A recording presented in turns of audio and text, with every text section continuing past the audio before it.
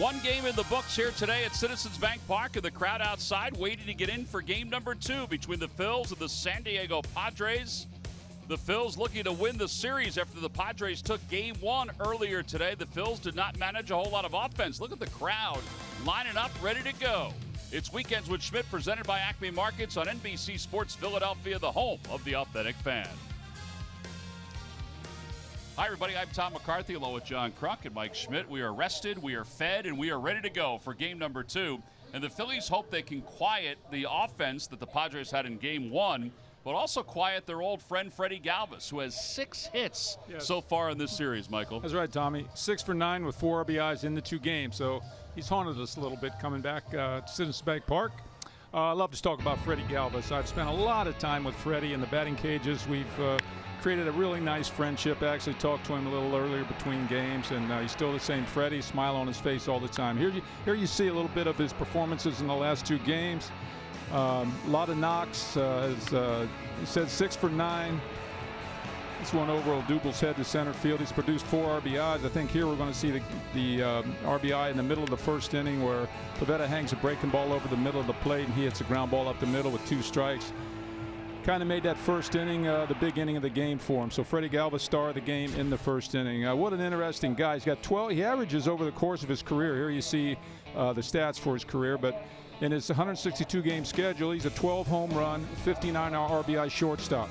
And I might add, he's a 59 RBI Gold Glove shortstop. Yeah. He may not have one, but he was in the running for one last year and will be this year. One little other tidbit, Tommy. Freddie will be a free agent at the end of this year. Yes, he will. I mean, and obviously with his defense and with his personality in the clubhouse, he's probably going to make himself a little bit of money. All right, Vince Velasquez on the mound for the Phillies because of the All-Star break. We haven't seen Vince since the Mets series when he pitched pretty well. Yeah, it's all about winning series, and Vince has to dial up a gem in game 2 of this split doubleheader in order for us to win this series against the San Diego Padres. And he pitched against Jacob deGrom in this game in New York, his last start in New York, and we said it. He has to match deGrom pitch for pitch. Tommy did. He was fantastic, not giving up any runs, as deGrom didn't either. But there you see it, the explosive fastball. We talked about the Padres hitters. They're susceptible to breaking balls. We're going to see a lot of breaking balls out of the arm of Vince Velasquez. He has to keep them off the board, give our offense a chance to work. Well, hopefully the offense will get themselves going. They did not have a hit with a runner in scoring position in game number 1.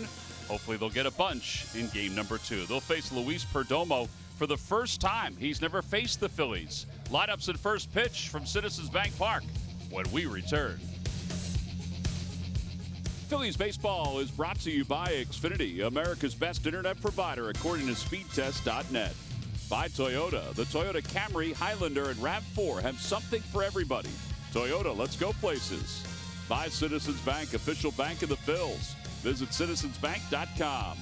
By Coca-Cola, taste the feeling. And by Independence Blue Cross, live fearless. Learn more at IVX.com.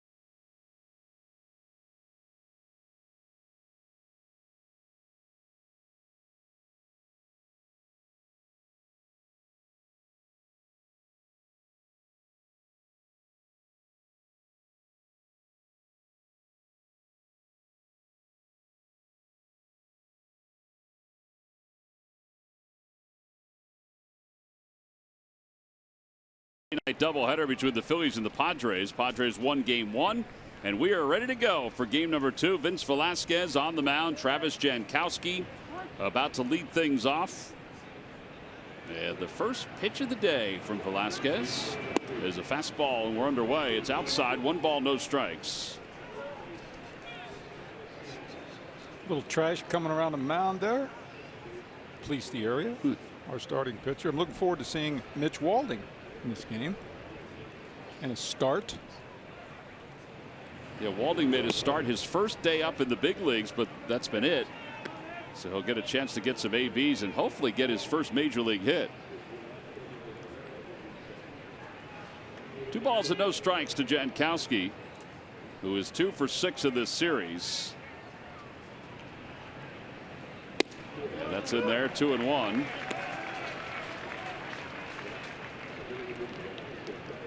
Velasquez's numbers 5-8, a 4.39 ERA. We mentioned during the open, though, his last time out, he pitched very well. There's a line drive caught at shortstop by Kingery. 1 out. And here's the rest of the lineup for the Padres, brought to you by Xfinity, America's best internet provider, according to speedtest.net. Well, after Jankowski, it's Corey Spangenberg. Eric Hosmer, the first baseman, hits third. He had a pretty good day in game 1 of this day-night doubleheader, and good numbers against the Phils for his career. So Spangenberg was 1 for 1 in his return to the big leagues. Also made a pretty good play over third base on a line drive. But it's 0-1. Has a nice opposite field stroke, doesn't he, Michael? First at bat, that line drive between short and third into left field. Yes, he does. Most players today's generation, John, you watch them, are very comfortable with the whole field. You know, obviously a few power hitters that aren't, but I think most players grow up with this stay inside the ball action as hitters.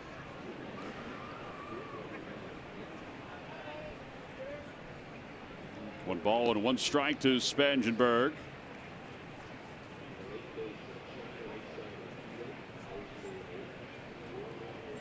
This is only the second start for Velasquez against the Padres, but boy, was the first one a memorable one. That was the day he struck out 16 on April 14th, 2006. It's the 3rd highest total for strikeouts in a game by a Phillies pitcher. Joined the likes of Steve Carlton, Cliff Lee, Kurt Schilling. The ball's out to left field. Venturing back is Hoskins. He says he has it.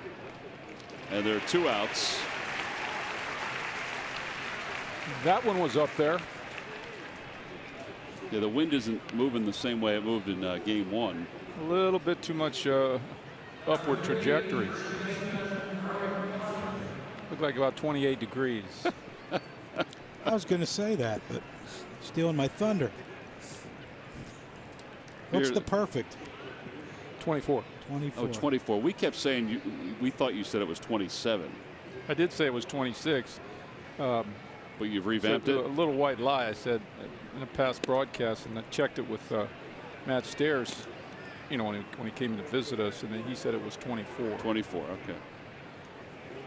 Hosmer, 10 home runs, 42 runs batted in, 2 for 10 so far in this series. That includes the 2 hits he had in the first game. Had a tapper foul, 1-1. Hosmer does get that bat back. We were talking about Walding, remember, John, the last out of the first game. Boy, if you see Hosmer, where he lets that bat go from, his bat goes back. As he strides, his bat goes back, and that's one of the most important things in hitting. So not take your hands with you when you stride. Walk away from your hands, right? Good point, John.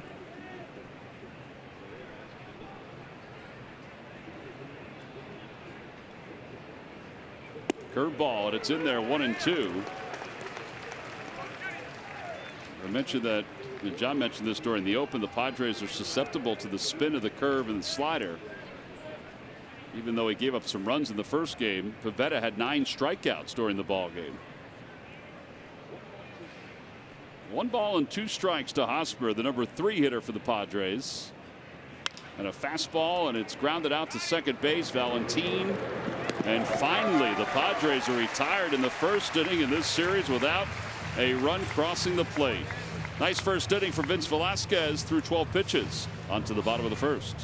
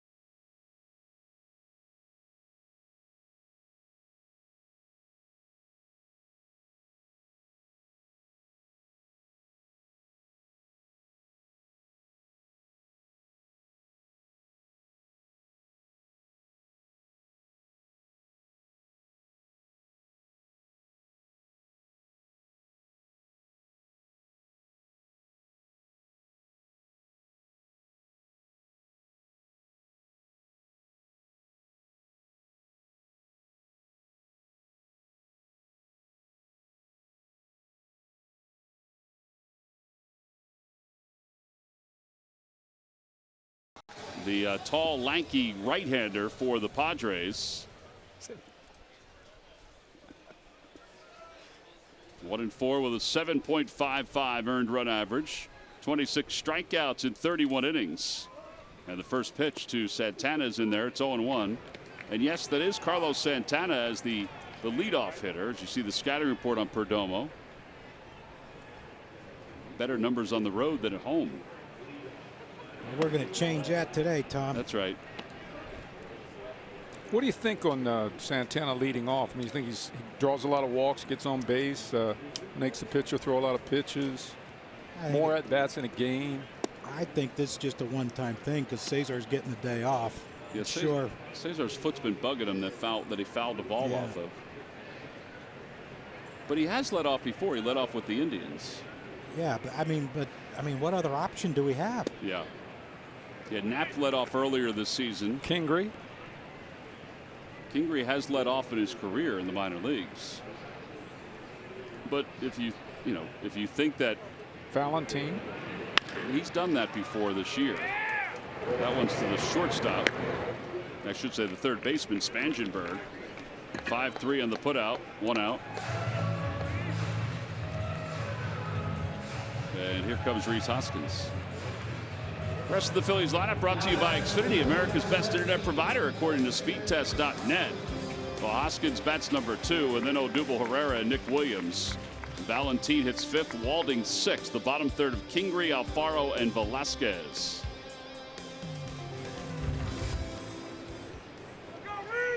It's like a winner. It's like a winner to me, Bobby. Boy. Isn't that what Robert Redford said to Bobby Savoy? Pick me out a winner, Bobby. Pick me out a winner, Bobby. I think it was Bobby, wasn't it? I think it was Bobby. The Savoy special. Rhys just got a Savoy special. Out to left center field. Does it have enough? And it does not. Wow. Jankowski runs it down with a leap against the wall. And there are 2 outs. I'm looking at those flags. They're not really blowing in so much, are they? Yeah, no. Look at. But his hair's blowing. Yeah, look at Jankowski's hair blowing. I thought he crushed that thing. Yes, I did. There you see it. I think he thinks he got it. I think the pitcher thought it was gone. Must have got it a little bit toward the end or down or something for that not to go out of the ballpark. Well, it just started raining right when he took that swing, but I don't think that had any effect on it. Here's Odubel. He swings at the first pitch. This is going to be an 8-pitch first inning. As the inning comes to a close, 1, 2, 3 go the Phils. We'll move on to the second. Both teams go down quietly in their first at-bats.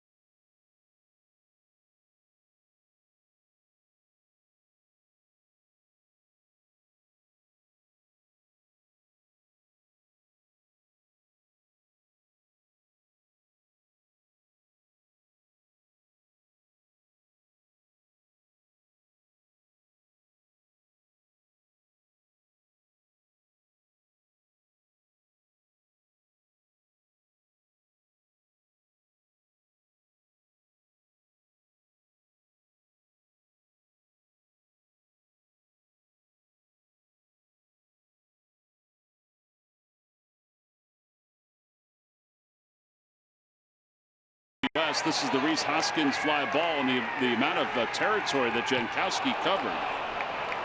He read that ball pretty well off the bat.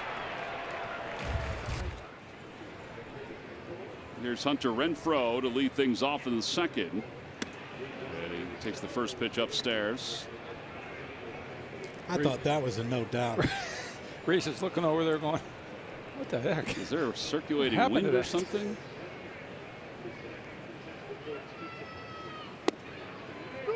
One. I mentioned that Velasquez had those 16 strikeouts in 16 against the Padres. The highest total for a game in Phillies history is Chris Short, who had 18 strikeouts back in 1965. Now that was in 15 innings. The great Chris Short, who received a no decision in that ball game. It's a tough one. Yeah, it sure is. 1 ball and 2 strikes to Renfroe. Apparently going to the pen in that game wasn't an option for whoever was managing. There's a fastball and a strike 3 call. First strikeout for Vince. I believe. 1 away, and Jose Pirela is coming up. Let's check in with Greg Murphy. Murph. All right, thank you very much, Tom. Well, as we head into Game 2 here tonight, the Phils sit at 54-43 on the season, 11 games over 500. Then early in the season, you heard the words, well, who have they played? Well, at this point, obviously, they've played just about everyone that they're going to play at least one time. You take a look at what they've done with teams 500 or better. They are 32-26, 6 games over 500. And teams below 500, well, 22-17. You'd probably like to see that number a little bit better. Going forward, the remaining games, 65 games to play. There you see 24 of them will be against teams that enter today's games 500 or better, as that one is a hit by pitch, as Pirela will take his base. And then just 41 games against teams that are below 500 going into today's game. So, Phils need to play well against the teams that they're going to be favored to beat as they head down the stretch. Just 65 games to play. That's hard to believe. It's interesting because just from watching the games, people wonder about the division record. They're under 500 against the division, and the Mets are under 500, the Marlins are under 500, and those are 2 teams that the Phillies will play an awful lot for the rest of the year. They won't face the Braves much because they faced them so much earlier this season. Yeah, they got to feast off those teams. Here's Galvis after the hit by pitch.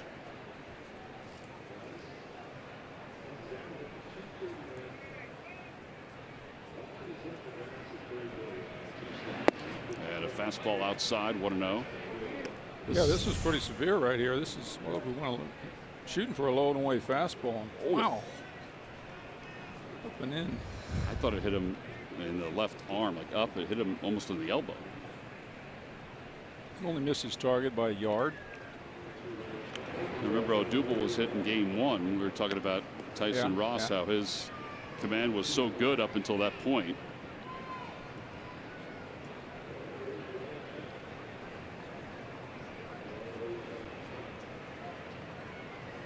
One ball, no strikes to Galvis.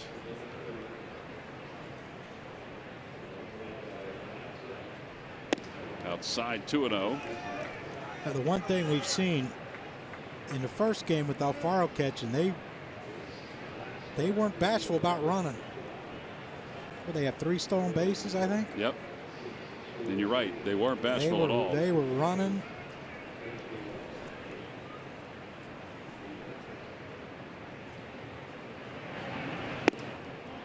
That one just missed outside, a changeup, and it's 3-0 to Galvis.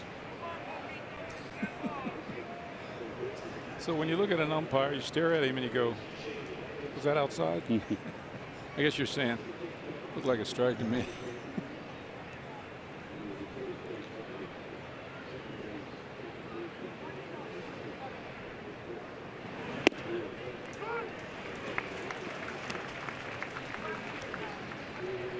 Shane Livensbarger is the home plate umpire. Jeff Kellogg, the crew chief, is over at first for another game. That's where he was on Friday night. Quinn Walcott, James Hoy. I think this umpire could get a little bit more over the catcher, doesn't it? Look how far he is from the outside corner. Yeah, he is pretty, you're right, he is inside. Swing and a miss. 93 on that 2-seam fastball by Velasquez. And it's 3-2. Freddie looking like he didn't throw that last year. Is that a new pitch for Vince? It's more, he's using it more. Using it more. Definitely using it more. Well, Freddie might not have seen a lot of that at shortstop last year.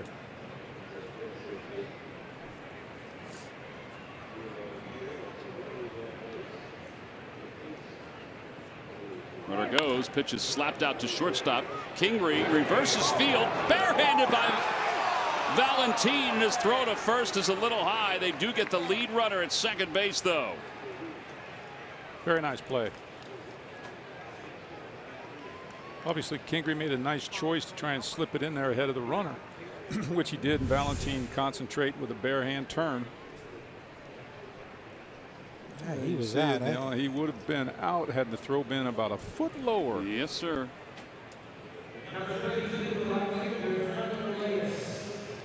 And here is Reyes, who gets his first start in this series.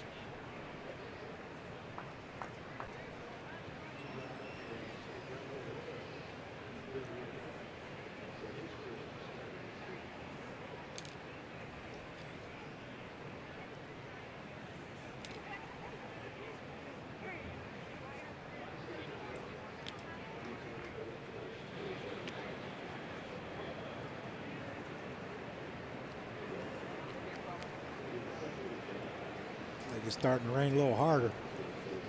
Yeah, we had heard that there might be some showers. Scattered? Some scattered, some renegade storms.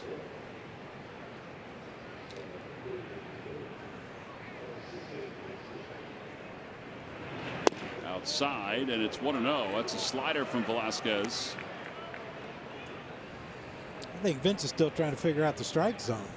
He thought that was a good pitch, too. If you catch that ball where he caught it, that ball has to pass over the plate, doesn't it? You would think.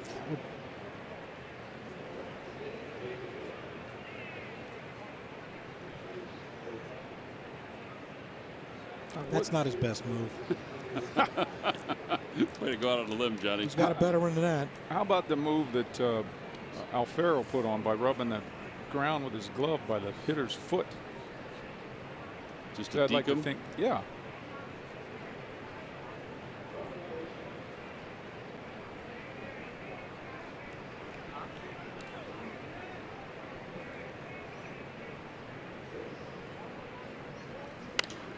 Popped up foul over the Phillies dugout. 1 ball and 1 strike. Well, Washington has defeated Atlanta 4-2. Oh, no, it's delayed. I'm sorry. Oh, I was looking up on the board out there. It looked like there was an F next to it, but it's, well, it's definitely not a D for delayed or an R for rain. It's just an odd symbol. But they are delayed in the 7th inning.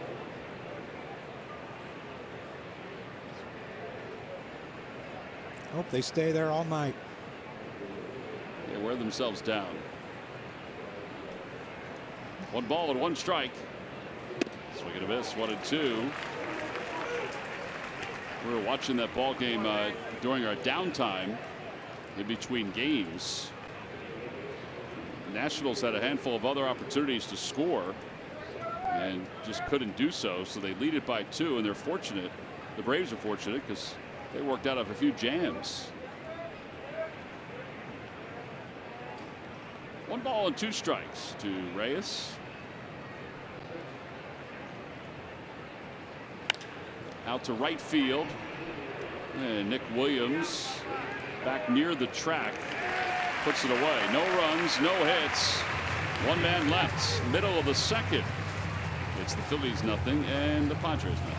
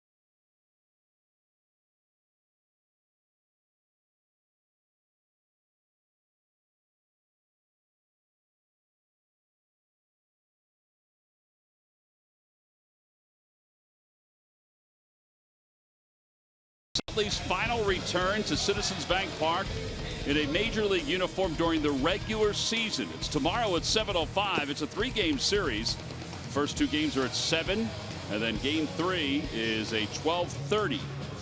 It's at 12:30 here at Citizens Bank Park. It's Nemours Kids Run the Bases after the game. Go to Phillies.com to purchase your tickets. And since I won't be here again, I reiterate, please send my best to Chase. We will definitely do that. You're not going to come up and see him?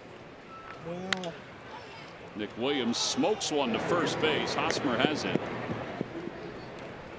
3-1 on the putout. It's 9 pitches, by the way, 4 outs. I'd rather stay at home and listen to you all. That's really nice of you. That ball just found his glove, didn't it? He makes it look pretty easy. Wow. He's pretty smooth over there.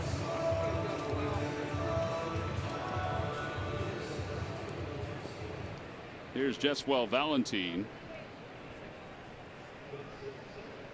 Valentine hitting 175 on the year. And he takes a fastball outside. It's 1-0.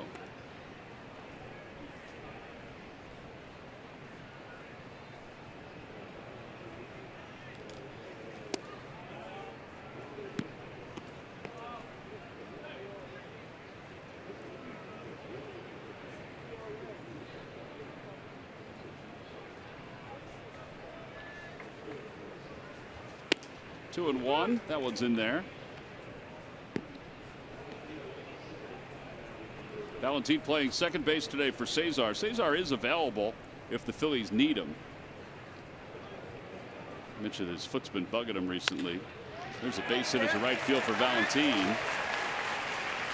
So the first hit of the afternoon for either team. comes with one out here in the bottom of the second. And now Mitch Walding's coming up. Come on, Mitch. Man, we talk about rooting for someone. Hasn't been a great start to his big league career.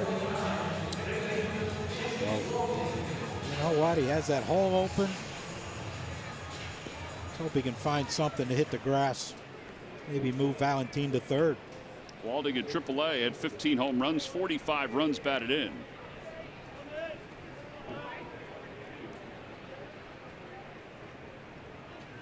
And a first pitch outside. It's 1 ball and no strikes.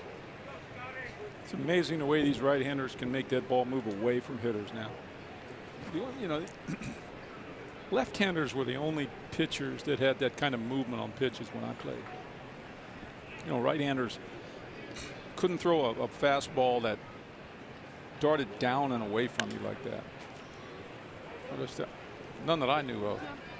You think it's just the evolution of yes, like the seams, evolving on the seam, their fingers on the seams? Just the way they've learned from playing catch and throwing and pitching coaches. And I say that because why wouldn't guys be able to do that back when you played? Was there just a different concept on how they wanted to go about it? Well, you know, we just called it a sinker. These guys are making it happen at 93, 4, 5 miles an hour now. Swing and a miss, 1-2. Used to be sinker slider, John, right? Sinker slider. Yeah. He's a sinker slider guy, or he's a fastball straight over the top.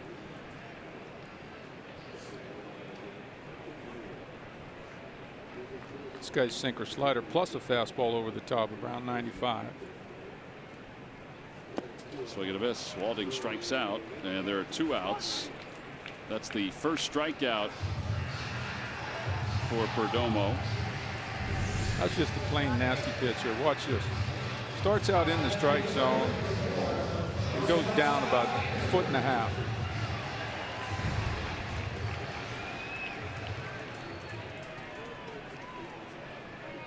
Here's Kingery. Kingery was 0 for 4 in game 1. Hitting .237 overall, 4 homers and 28 runs batted in.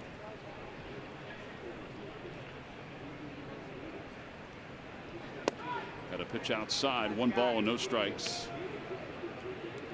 I don't know, John, what is the answer for young hitters nowadays to combat pitches like that? I mean, don't you just have to pray you can take them? Well, yeah, but you got to be set up to take them. You know, I mean, you got to know that you can wait a little longer and you're a little shorter and quicker to the ball. That's the only way you can take them. You know, like if you're making your decision out where that dirt circle is out in front of home plate, you need to have another yard, right, to make your decision, because that ball will make its move. If you're making it too early, that's what's going to happen to you. You know, you're going to swing at a lot of bad balls. Over to third base. Spangenberg throws out Kingery, and the side is retired. No runs, 1 hit, and 1 man left. We've played 2 innings. In game 2 of this day-night doubleheader, Padres nothing, the Phillies nothing.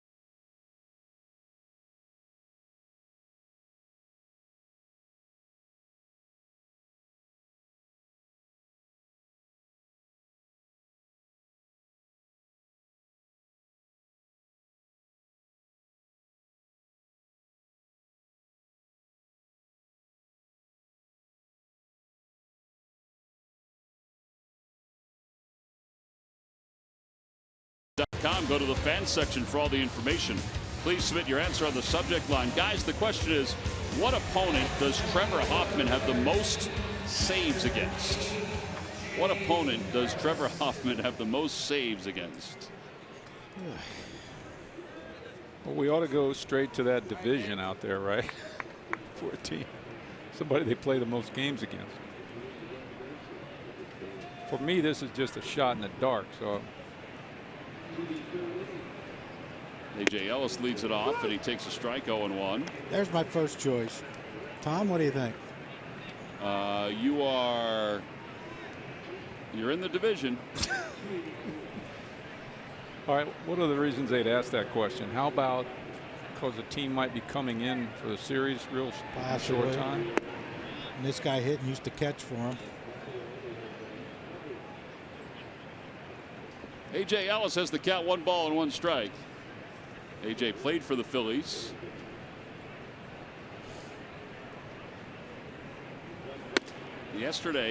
Friday made his first appearance at another position other than catcher. He was out in left field. Former Philly great A.J. Ellis. That's right.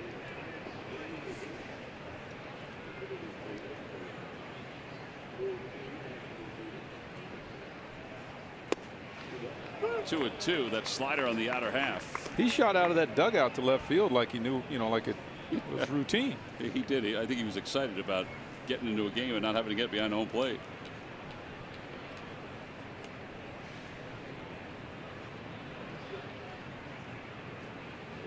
Swing and a miss. 95, second strikeout for Velasquez. And with 1 out, Perdomo's coming up.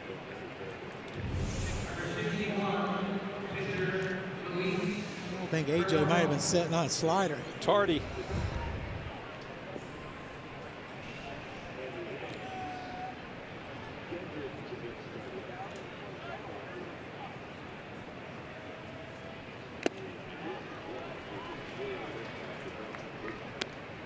Nice hack. Well, last year, Michael, he had 4 triples. It's the most by a pitcher in a season since Robin Roberts did it back in 1955.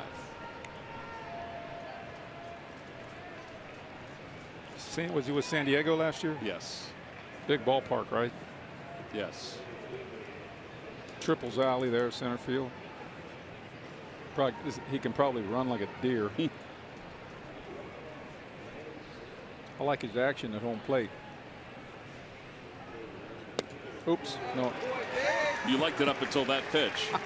3 strikeouts for Velasquez. There are 2 outs here in the third. His heart was in it. Yep. Rear end wasn't, though. Everything else was taking a stroll. You knew that was coming, too. He swung too aggressively at those other pitches. Let me see. Pulled my fastball foul. Huh. Let's see if he can hit this one.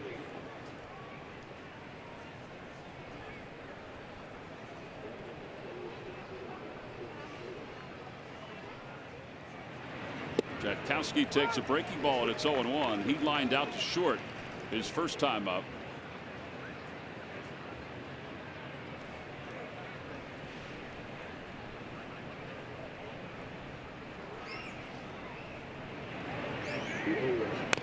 Tapper foul, 0-2.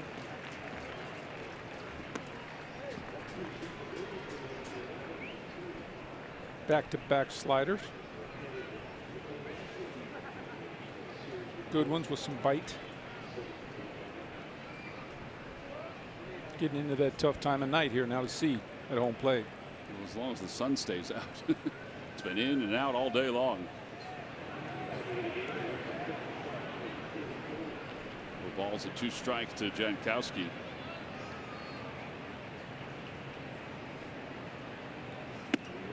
Thankfully, we have not gotten the rain that they've gotten in D.C. that delayed the game to start and is delaying it now.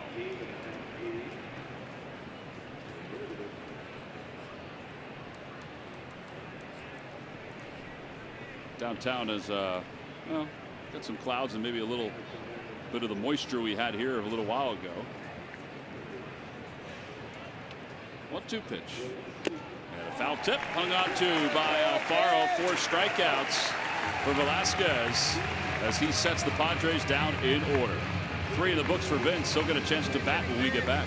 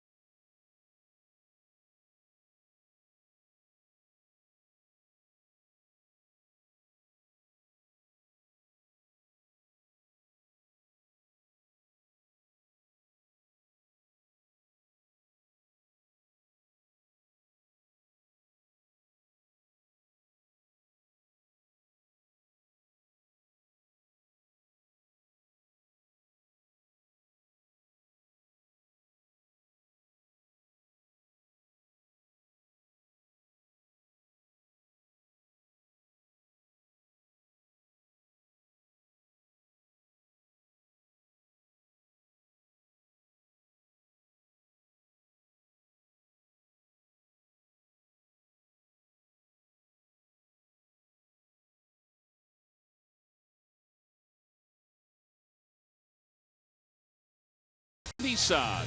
ShopChooseNissan.com.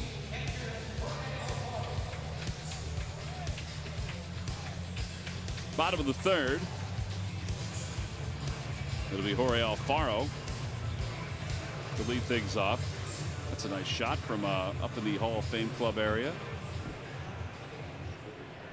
Alfaro hitting .255 with 6 home runs, 21 runs batted in.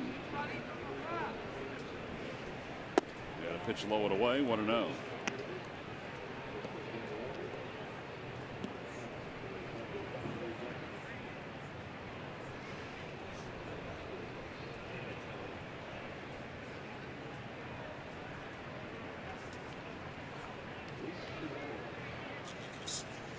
Swing and a miss, and it's 1 ball and 1 strike. Jorge's got the distinction of being the leader in strikeouts among rookies.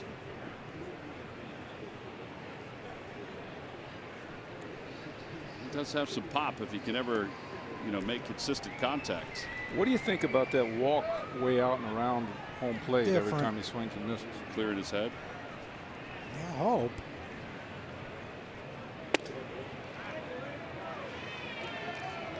Yeah, I just, the hope for Alfaro is to understand that he doesn't have to swing max effort to hit the ball 450 feet.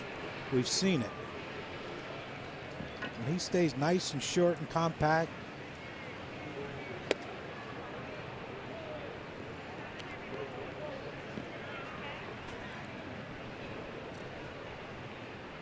Clearing his head.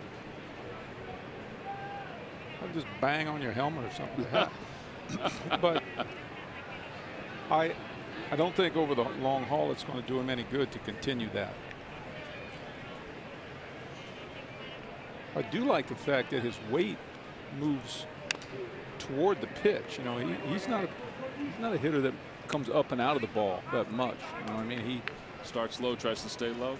No, his weight is kind of going this way, toward first base. If he is off balance a little bit, it's falling over the plate off balance. It's not falling away from the plate.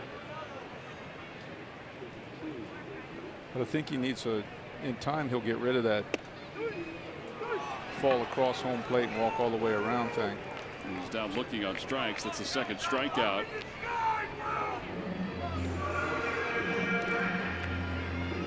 And Velasquez is coming up. You already enjoyed NBC Sports Philadelphia's presentation of World Champions, the story of the '08 Phillies. Now relive even more memories with 3 of the team's key players, Chase, Jimmy, and Shane Victorinos. They sit down with Jim Salisbury with his At the Yard podcast, which you can get wherever you download your podcasts. Johnny did another one today. Tony Gwynn Jr.'s in the books. Yep. Talked to little T. Did he have a cool story that he remembered about his dad? That Well, we both shared a similar story about video games and how competitive Tony was. Velasquez sends it to right field. And Reyes thunders in and makes the catch. 2 outs. Thought it was 3. It's been happening a lot this series, but yeah, he shared with, you know, the first time he ever beat his dad in a video game, his dad never played him again. And then he said the first time I ever beat him in one-on-one basketball, that's the last time he ever played again. And I said, yeah, I can see that. I never did beat him in any of those things, so. That's so great about the video game part of it. I think everybody's been there with the basketball part of it, or something of in that realm. Santana is retired on 1 pitch, a 1-2-3 third. So a 10-pitch inning. Perdomo's had some quick ones through the first 3. On to the 4th here in Philadelphia.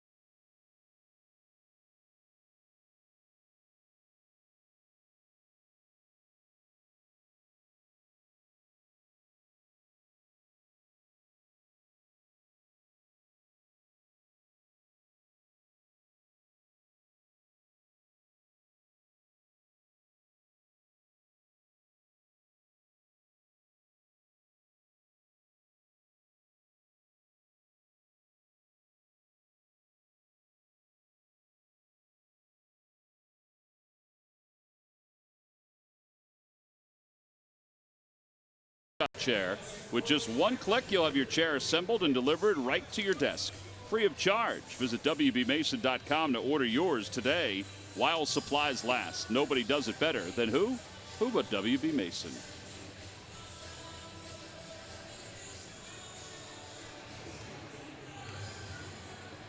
Top of the 4th inning, and Spangenberg will lead things off.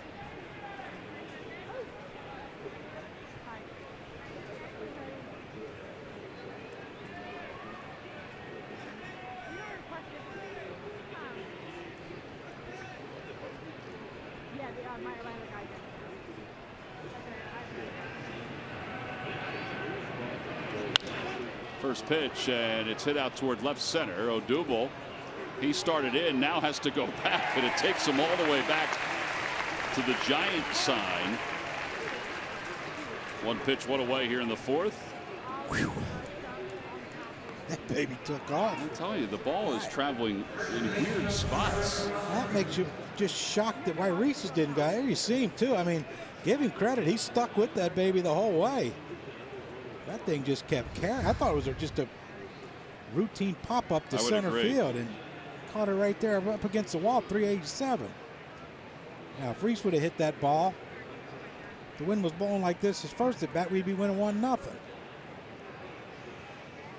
Hosmer takes a strike. It's 0-1.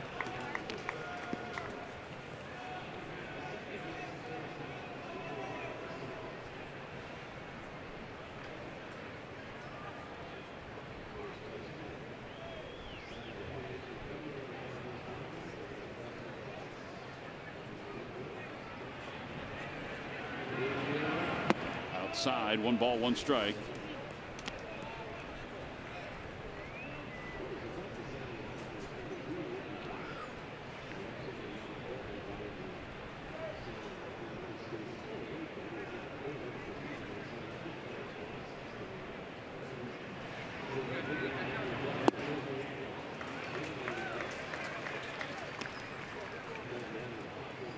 he's pretty good today. Vince, yep. Yes. You can see a lot of prancing around the mound and fidgety, and he still works relatively slow, but he works at his pace. Yeah, they were just trying to get Walding's attention. That's why he slowed up there to move him around. Took 2 steps backwards.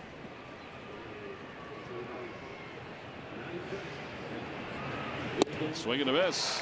95. That's 5 strikeouts for Velasquez. And 2 outs. Hunter Renfroe's coming up.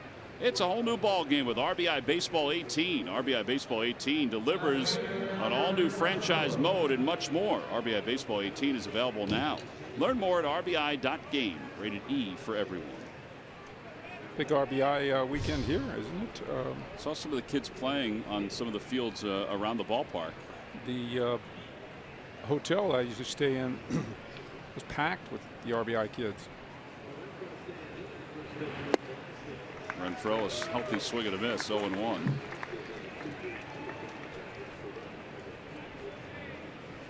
Renfroe went down looking on strikes his first time.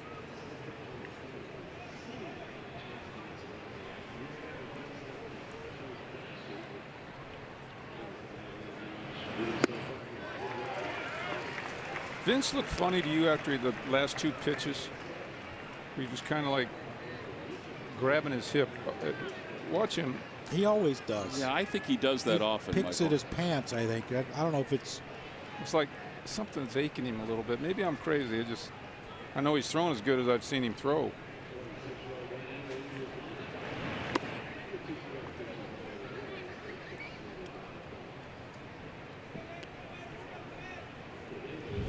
Here's the previous pitch, and these are 2 really good fastballs. See, like maybe just wiping his hand. He did the same thing on both fastballs. Upstairs, and it's 2 balls and 2 strikes. I see you. Keep doing it, whatever you're doing. Yeah.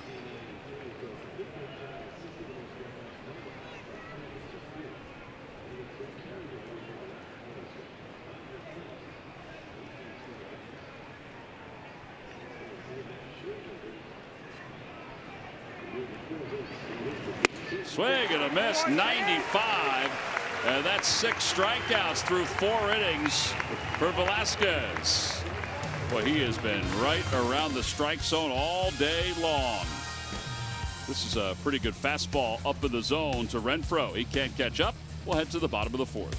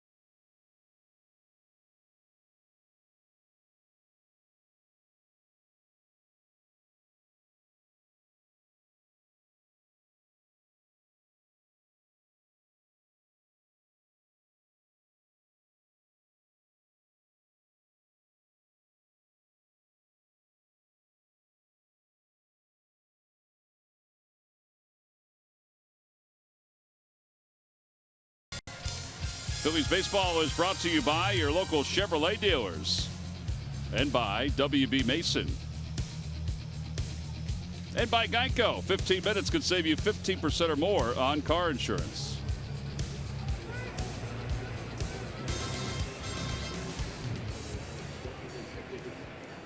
We head to the bottom of the 4th inning. Rhys Hoskins leads it off. Hoskins takes the first pitch on the inner half. It's 0-1. Rhys hit one that was tracked down against the wall in left center field by Travis Jankowski, his first time up.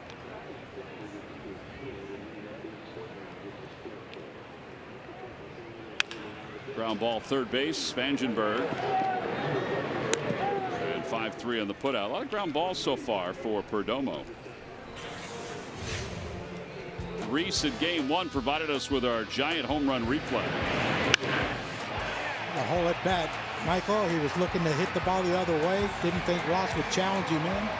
Gets a slider away and gives a souvenir to that young man and puts the Phillies on the board early. That's our home run replay brought to you by Giant.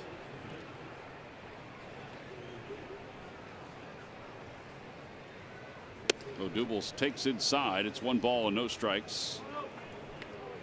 He wasn't. He was tracking. He was taking there. He was I tracking. thought he was just looking in. Trying to get his timing down, boys.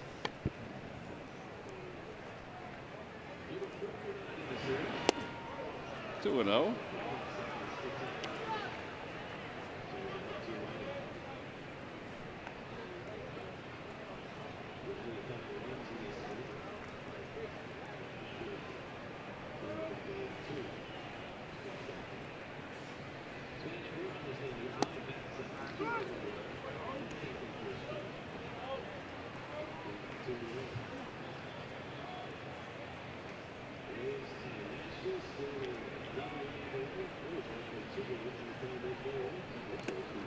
Ooh, that got the home plate umpire. 3-1.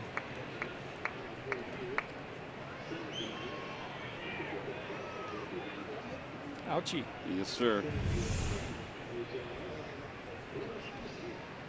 Dougal must know what he's throwing. Ouchie. Yeah. Wow. Dougal takes a strike, and it's 3-2.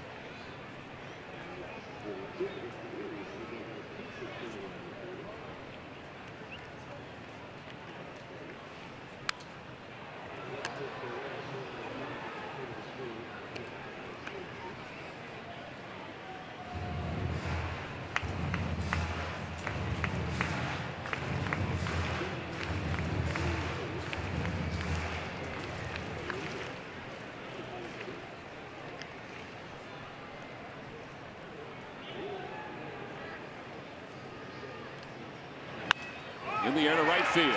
Going back on it is Reyes. It is gone. And the Phillies are on the board. It's 1-0 here in the bottom of the 4th inning.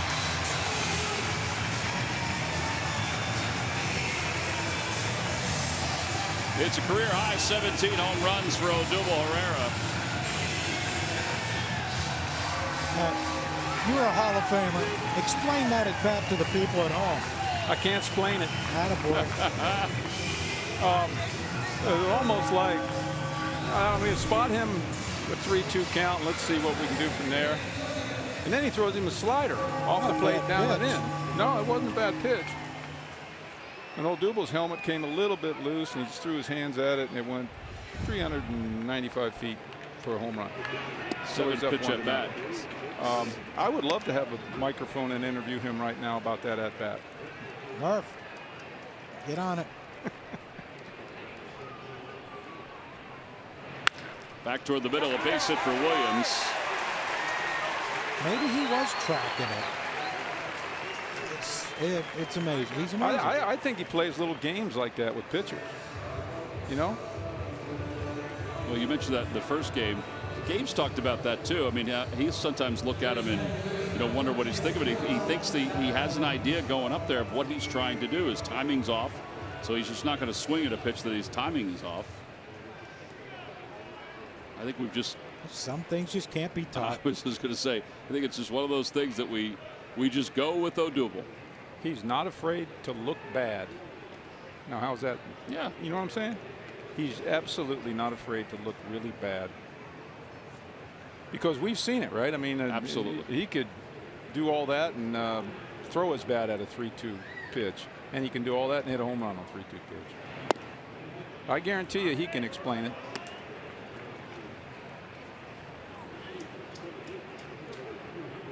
Well, he had perfect timing on that one.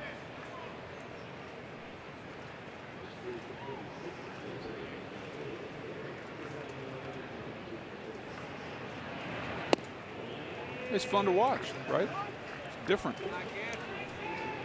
think A.J. Ellis may have been crossed up on that pitch, which is kind of odd. It's 2 balls and no strikes, or he's just giving Perdomo a moment here. I think it could be it. He gave up the home run. Oh, look! All the lip readers could be having a field day right now. Nobody was covering their mouth. Maybe A.J. wanted the people to hear what he was saying to Perdomo. All right, you gave up a homer. He gives him the sign. 1-pitch single. Now you're afraid to throw a strike? Bleep, bleep, bleep, bleep, bleep, bleep, bleep, bleep.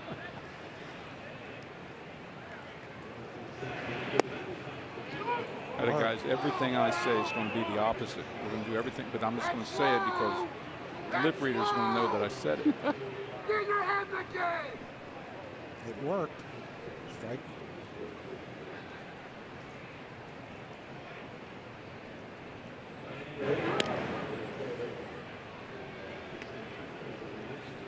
Look at Nick putting the placard back on the side of the bases. He's a very polite young man. Yeah, doing a little landscaping.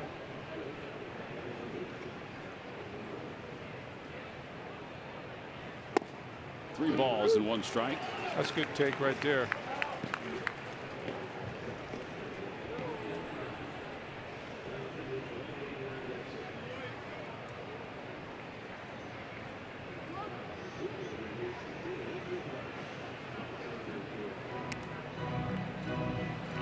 You wouldn't think Nick would be running here, would you?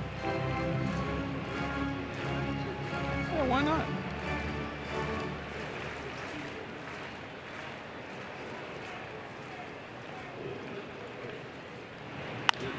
Ball's popped up near the third base dugout. Spangenberg.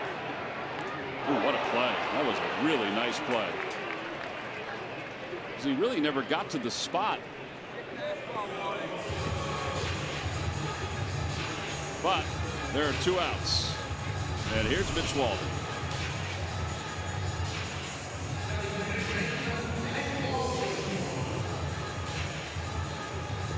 Never had that luxury to vet, did you? To lean on a rail? No. I was watching that. What's the deal? Why somebody's not? They're helping him. Yeah. Maybe the guy didn't So help he's him. jumping up there if he falls over to help him after the catch. Maybe the guy didn't help him. Was the guy who usually plays third. Walden takes low. It's 1 ball and no strikes. Come on in. I need some PT, baby. I've lost my mind. Come on, Mitch. Yeah. Right now. Let's go. Double to right center.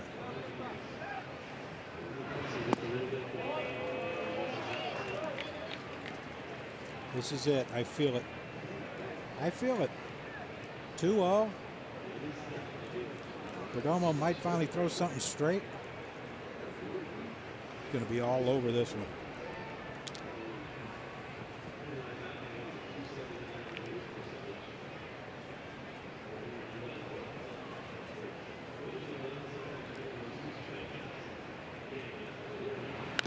Ooh, he got a good pitch to hit.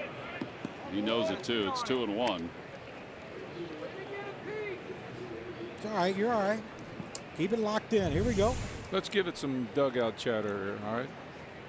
Oh, man. I think All right, good hack, Mitch. Oh, babe. Oh, now stay up the middle. Back.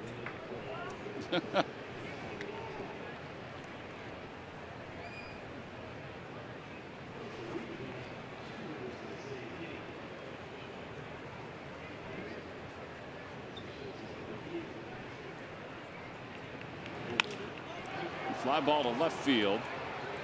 Playable for Renfroe. And the inning is over. But the Phillies do take the lead. Odubel Herrera with his 17th home run of the season came on the 7th pitch of the at-bat into the seats in right field. That just goes to show you, Tommy, how easy it is. The game's that easy, folks.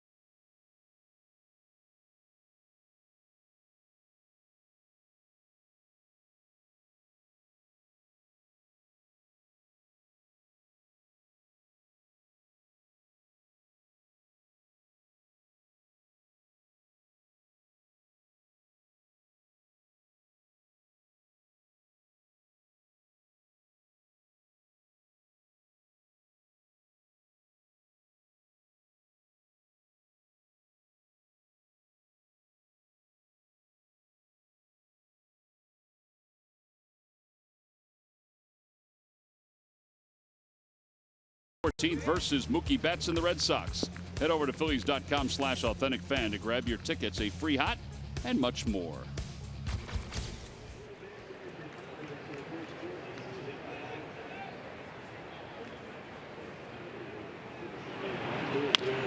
Pirela back to the box. Nice play by Velasquez. Little looping throw to first. And one out here in the 5th inning. That'll bring Freddie Galvis up. Let's check in with Greg Murphy. Murph. All right, thank you very much, Tom. Well, when last we saw Gary and Ryan, it was the 6th inning of Game 1. They had been there for Game number 1 because we had sent out a tweet on NBC Sports Philadelphia's Twitter account asking for folks who were coming to both games. These guys were coming to both games. So Game 1 didn't go quite the way we wanted, but so far so good. In Game number 2, you enjoying yourself? Absolutely, absolutely. Reese took one deep. Yeah, well, Reese got one to the fence. Odubel went yard. That guy was talking your ear off. That's why you didn't know that. All right, so Ryan, I told you I said I was going to keep the questions easy because between the games, you guys had a couple pops. So, you know, we got to keep this clear. Did you have a good time in between the games? You were able to? Absolutely. Yeah, great time. Saturday McFadden's had a couple pops, you know, enjoyed the time, and here we are now. And back in, I don't know if you could tell, guys, but they've upgraded their seats. We're in a suite now. Yeah. These guys aren't messing around. You know, if you're going to do it, you might as well do it right? Absolutely, absolutely. Now, you did give a shout out in Game number 1 to your boyhood idol, Mike Schmidt, who's in the booth. But I know you felt bad because you also love the other guy that's in the booth. Right? Yeah, in '93, I mean, how could you not like John Kruk? But, you know, you try to mimic John Kruk's stance in the booth. It was way open, hands up top. I mean, it's a little tougher. So, sorry, John, but Mike's was a little bit more convenient for hitting. Doesn't work for everyone. He says it doesn't work for everybody, he says. You know, in 2018, how can you not like John Kruk either? That's the way I look at it. But, well, you guys, I will tell you this. When we look for authentic fans, we find authentic fans everywhere we go. And that's what you guys are. Doubling it up today on the doubleheader. So this is a little bit of a gift pack for you guys. And hopefully game number 2 goes our way. Ryan and Gary, thanks for your time. We appreciate it, guys. And enjoy the rest of the ball game. Hey, Murph. Crucky said send those hats up here, and he'll make sure we both sign them. Will do. They're coming your way, guys. Thank you very much. You're going to get some autographs, too, as well. Yeah. 2 balls and 2 strikes to Galvis. They got their WB Mason truck. That's the giveaway for tonight as well. Beautiful truck.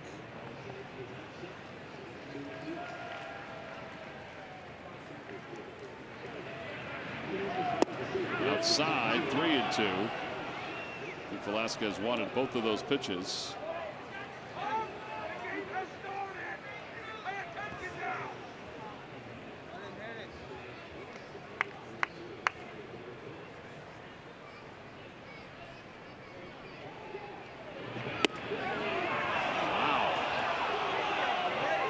Good part of the plate. It's ball 4, and it's the first walk issued by Velasquez. And our Geico quote of the day, Freddie, on returning to Philadelphia, I know I helped those guys to build what they're doing now. I've seen all those guys as soon as they came into the big leagues. For a moment, I was like the big bro. This team gave me the opportunity to be a professional player. Every time I come here, it's going to be a special moment for me. You wouldn't expect anything else but class from Freddie. He's a special kid. You know, we were talking, I mentioned it in our open. I didn't realize Freddie was a free agent at the end of the year. It's part of the reason I think the Padres picked him up, because they do have Tatis, one of their prized prospects, getting ready to be up here in the big leagues. So they didn't want to tie themselves down too long. He's going to make himself some money on that free agent market. I would think so. Wow.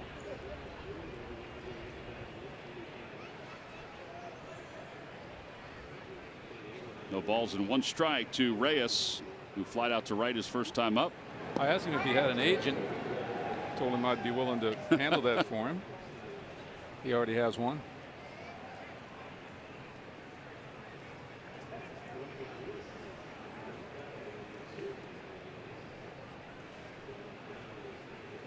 John is a little old school stance looking at us there. Yeah, a little closed. Not quite George Hendricks like, but you don't see many closed stances anymore. The one that comes to mind is Giancarlo Stanton. Jesus Aguilar from the Brewers a little bit too.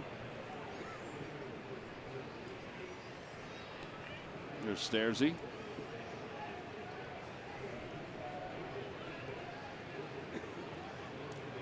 He's a special human, isn't he? He sure is. Outside, 2-1. Alfaro trying to frame that one to the outer half. Stairsy said he won a home run hitting contest one afternoon with the guys on the team.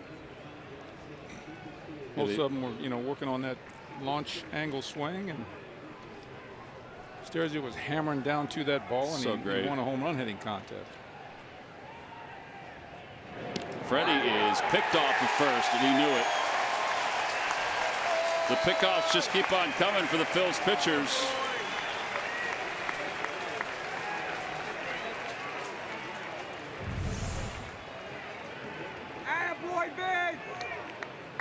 Good tag. Very good tag. Really good tag, but good timing by Vince. He waited for Freddie to get that right foot just up in the air enough to where he turned at that exact moment before Freddie had that right foot down on the ground, and then it's too late. Now the 2-1 pitch to Reyes. Fouled back, it's 2-2.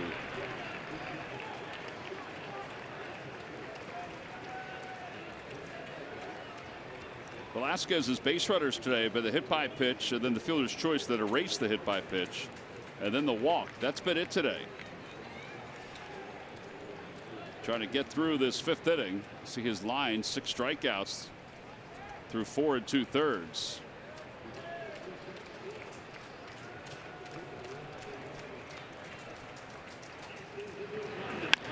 Over to shortstop, big hop for Scott Kingery. And another clean inning for Velasquez. We have played 4.5 here at Citizens Bank Park. Game 2 of the day-night doubleheader. The Phils up 1-0.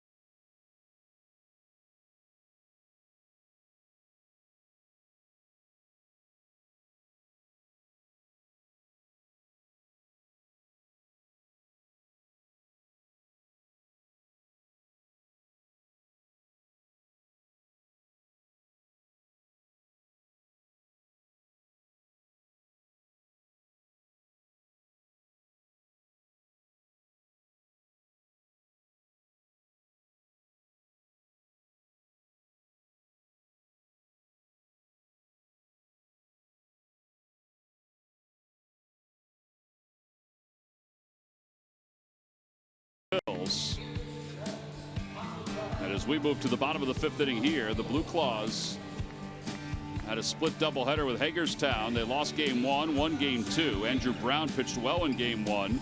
David Parkinson pitched really well in game 2. It's a league-leading 20 shutouts now for Lakewood. They're 59-39 overall. They already clinched the first half and now 18-10 in the second half.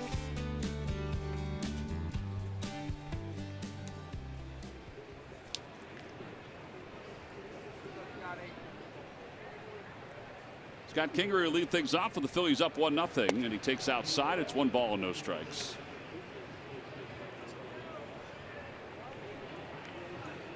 Kingery grounded out to third base.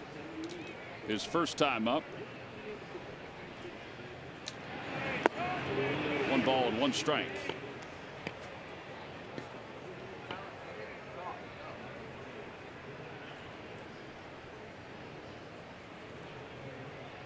Might have a renegade running through, yeah, Tom. A little bit of a storm.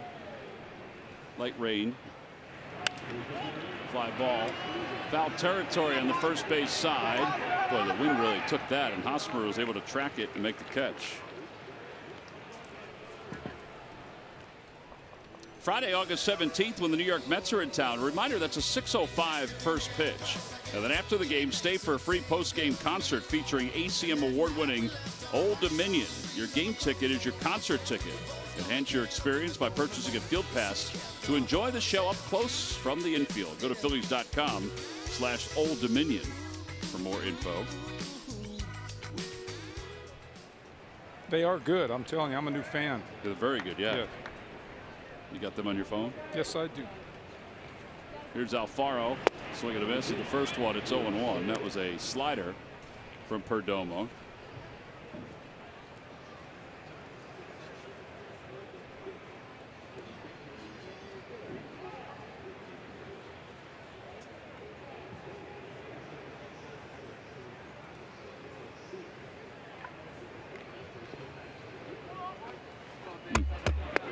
It's a late time granted to Alfaro. If only because Perdomo was in his windup.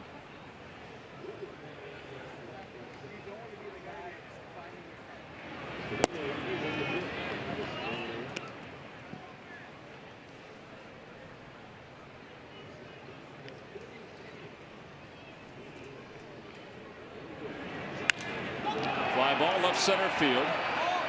Jankowski, the center fielder, is under it, and he'll put it away. And there are 2 outs. And Velasquez coming up. I think Perdomo feels like he may have gotten away with one there. Yeah, just miss. Just miss.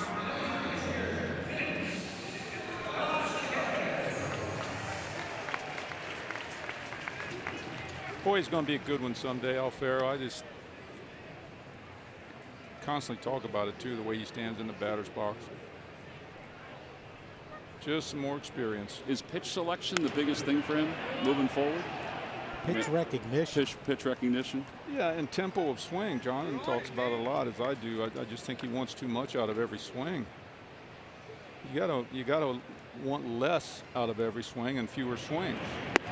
If you want less out of swings, you're gonna end up with fewer swings. Does that make sense? Yeah. Because you're going to put the ones you swing at in play more often. Hit some 380-foot line drive home runs. Hit some 370-foot fly ball home runs. Just swing easy at them.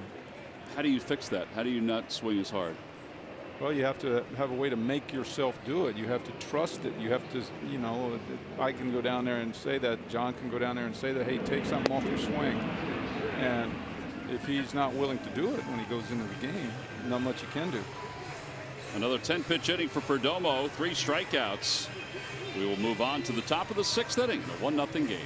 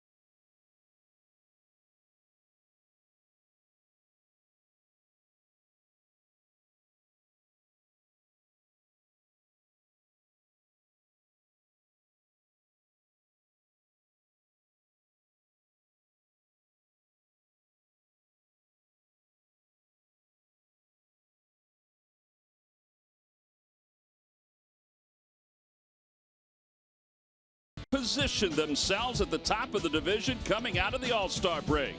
The starting rotation has been solid all season, led by their All-Star Aaron Nola. Patience at the plate has shown its rewards, while the bats have thrived at times, delivering key hits on their way to a first-half 53 wins. Gabe Kapler's first season has been bold and successful, and it's brought to you by Independence Blue Cross. Live fearless. Well, we had some of those in between games of this doubleheader, the crab fries. Oh, didn't we? Yeah, we did. Thanks to the folks. Thanks to the folks at Chickies and Pete's and Aramark for bringing up some crab fries, some regular boardwalk fries, and some cheesesteaks. I just started my diet today, and they brought what looks like that roll right there into our office. They did bring a lot of them, didn't they? Set it right in front of you. Yeah, they did. And then we moved them to the side so the cheesesteaks can go right in front of you. And then a lot of self-control. I walked in to get a coffee, and Frankie's walks out and hands me a 2-scoop ice cream cup. You had a good day then. Pretty fulfilling. John, this is from the guy that, out of the three of us, doesn't need to start a diet. No kidding. I got something going here now. It's starting to move out of the 38s, which is not good.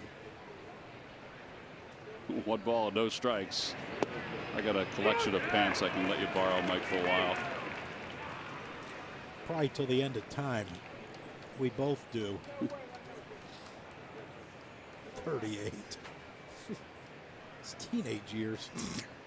1-1 pitch to Ellis. Isn't it funny?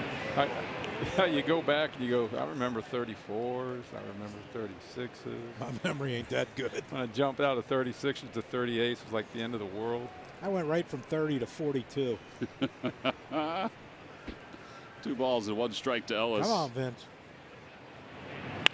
And a liner to left field. That's going to be the first hit of the day for the Padres. A 1-hopper played well by Hoskins, and Ellis will hold up at first base. All right, take it off, man.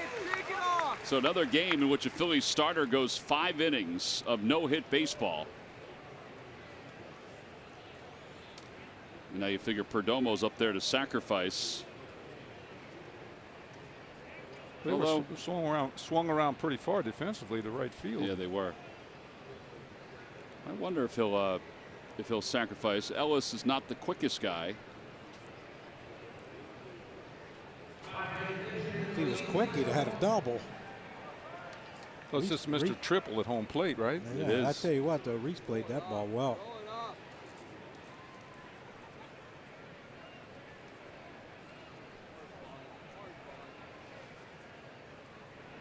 Perdomo squares, bunts it foul. It's 0-1. That'd be a little tough to get that bunt down 95-mile-an-hour fastball belt high with first baseman and third baseman standing 10 feet from you.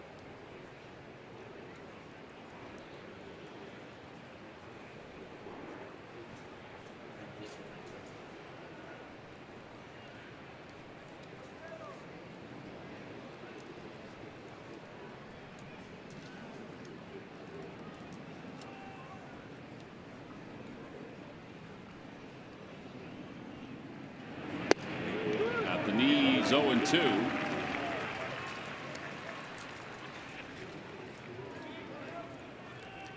Glenn Hoffman, who I think has been the Padres' third base coach since John played for the Padres. It's been a long time. He's been there a long time. He hasn't been there that long.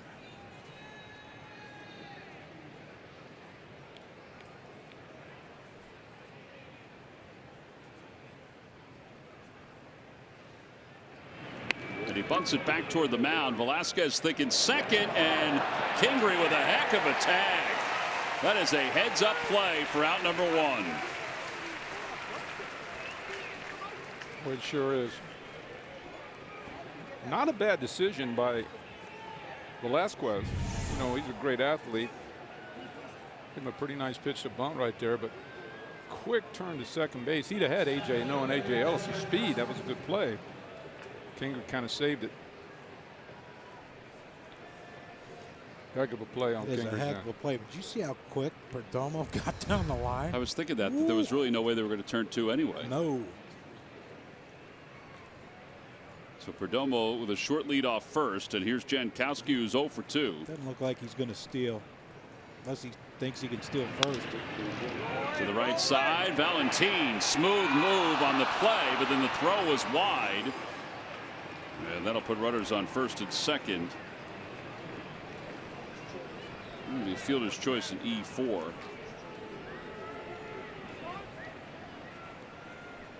And here comes Spangenberg. Phillies have to tighten up their defense. I know it's we keep talking about it, but they just have to in some way. I'm not sure how. Just start playing better defense. Well, just get out. Well, that's you're not going to turn a double play with Jankowski running. You're just not. So that's where you just, spin on your knees and just make one good throw. You're not trying to get two. He tried to turn that into a double play. Yeah, and Freddie had that play earlier. No disrespect to Scotty or anything, but Freddie kind of anticipated the bad throw, I think, more than Scott did on that play. When your second baseman's in trouble, and by that I mean he's had a tough play. He's had to slide, catch the ball, turn, reverse. There's a possibility that it might be an offline throw to you, so you got to be ready for that. I'm not even saying that throw would have been, if you were ready, would have I get it. Caught Yep. it, but.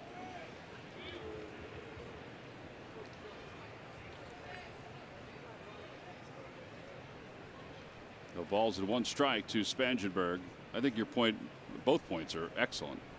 I mean, you have a 1-0 lead, get the out, and then get the next hitter. 0-2. Yeah, it's all about the same guy. The previous play saved. Yeah. Saved with a very acrobatic play at second base. Saved a double play throw from Velasquez. But it's just that you're a young player, and he doesn't. Valentin doesn't get many starts, and the game is a lot faster in his head right now. And that's, he was thinking, oh, I can turn 2 here. I can turn 2, and it's just not a ball with the guy running. Jankowski, you're just not going to turn 2 on that ball. Make sure 1. Make him get a 2-out hit to beat you. That one goes right past, and Alfaro is able to scoop it up off the back wall. Boy, Perdomo would have been out by a mile. He crossed up on that? Unless it was a set play.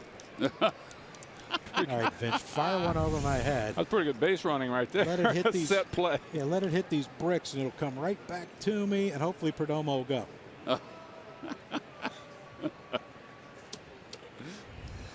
Just how they drew it up, except he didn't go. Yeah, darn. If there was anyone but a pitcher out there, we might have had him. We can't catch a break, Tom.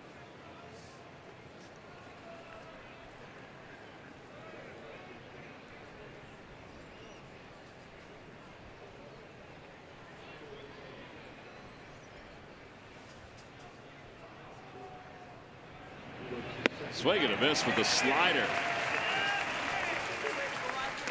2 outs. That's the 7th strikeout for Velasquez. Time now for our Nissan upgrade to the technology of tomorrow today, and the highest winning percentage against any opponent since 04. They are 62-32 against the Padres, despite the fact that they are 2-6 against them in the last 8 games. We'll see the Reds this weekend. All right, now Hosmer with 2 runners on and 2 outs.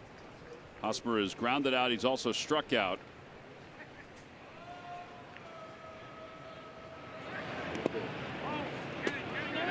Alfaro again keeps it around the plate without the help of the wall. And it's 1-0.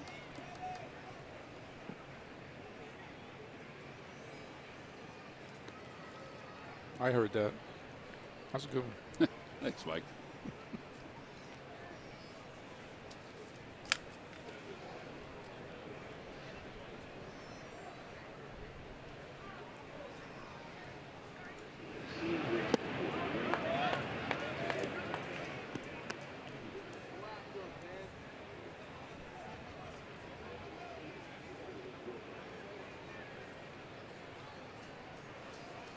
It's a dangerous pitch right here.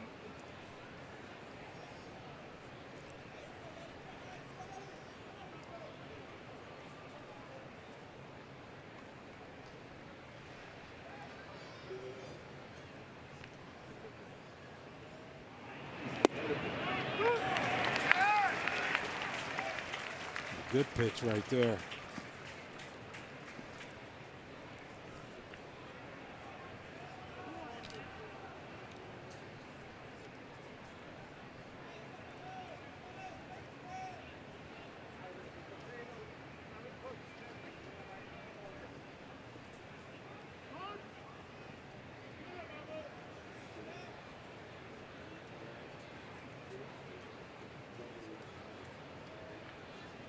Go back in there again with that fastball. Yes.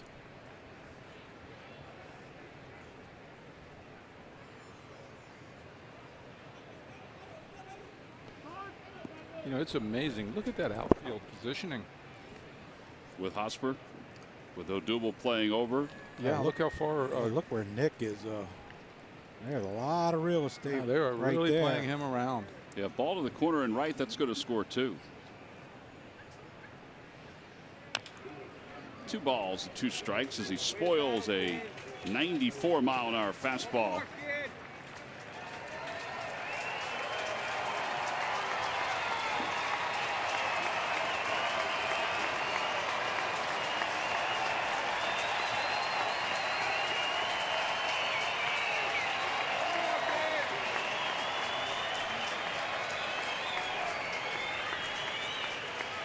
See the runners lead off.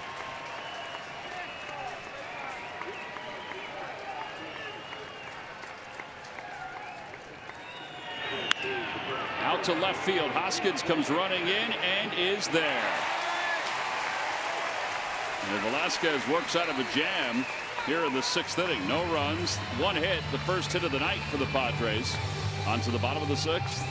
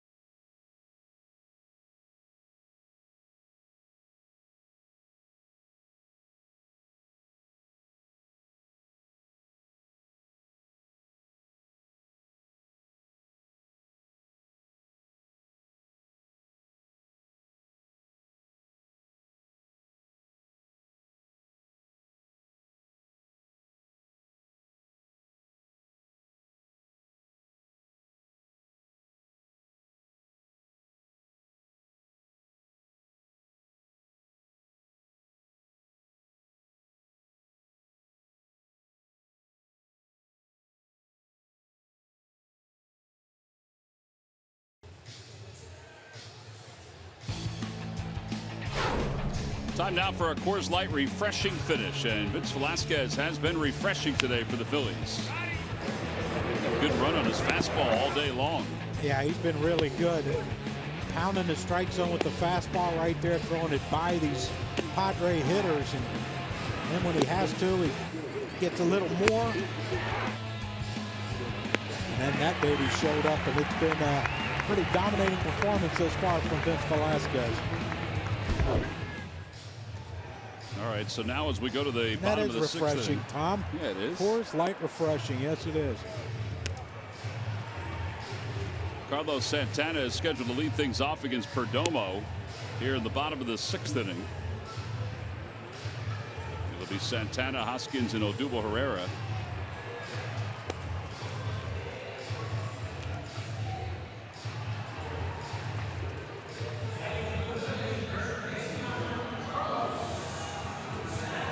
Santana's grounded out to third. He's grounded out to short. Now the ground out to third was to the right side. And the ground out to short was to Galvis, who was not playing where he is now. He's playing back.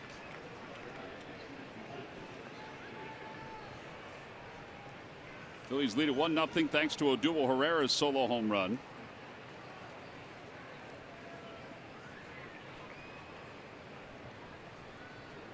Well, don't understand why Freddie's playing there.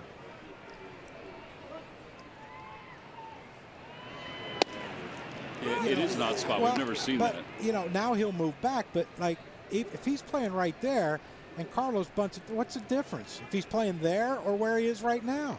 If he bunts it over where he's supposed to, he's not going to get either one. So why play up?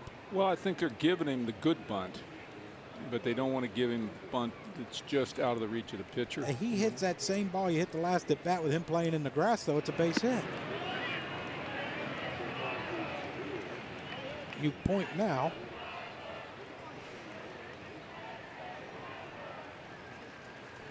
So they're defending against a bad bunt. Against the bad bunt. 2-2. Hey, it could be. Who knows? It's a different game, buddy. I'm just throwing something out there, you know. I'm not. You don't want to argue this? Just trying to just trying to make a comment based on your issue. Stupid opinion. It does look odd, though, that when he's standing out there.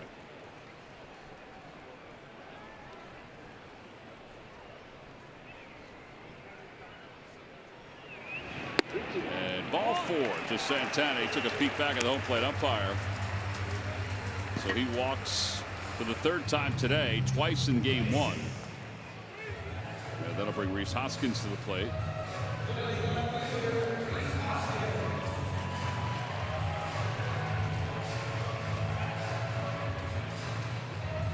Hoskins is flied out to the wall in left center field and then grounded out to 3rd.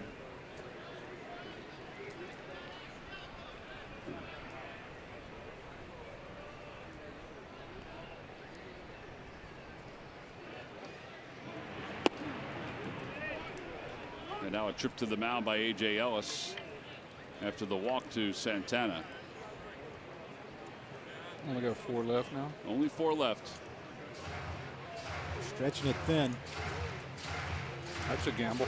We haven't seen anyone get to. We thought we were in Pittsburgh that 52-4 game we were at for 4.5 hours. Yeah, there's a lot of scoring. Yeah, Ray Searage was out there a lot that day. They did get to 5, right? Yeah, I still thought there was one that they missed because unless he went out there for an injury or something. You got to save one. I would think, but I guess when it gets 18-4 or whatever it was, I guess at that point, do you really care? Outside 2-0 to Rhys. And I expect he's going to get challenged.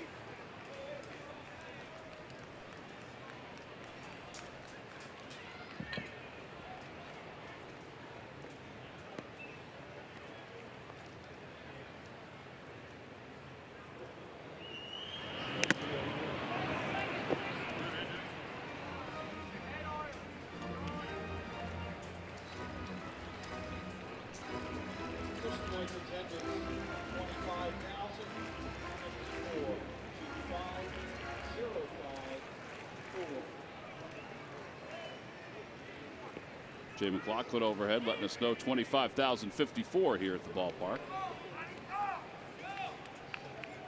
Here's the 2-1 pitch coming to Rhys. Fouls it away to the right side. Total attendance today? 30, close to 50. 30,000 game 1. 55, 54. Close to 56. Somewhere in that neighborhood. We're close.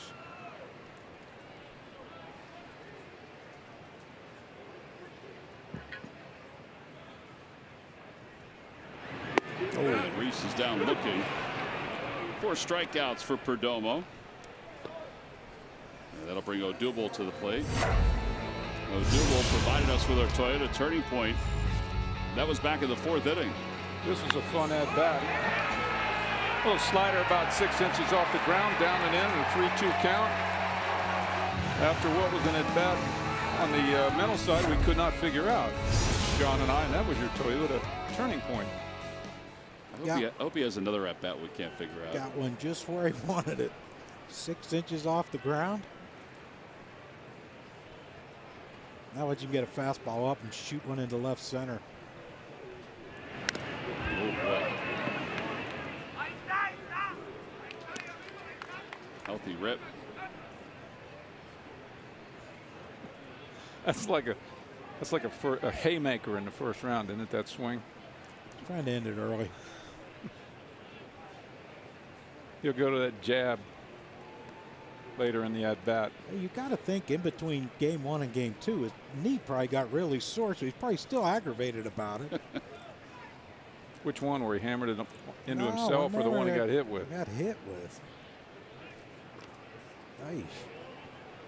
I don't know. Hosmer blocked that one. It's an odd game. Well, he blocked it with his glove.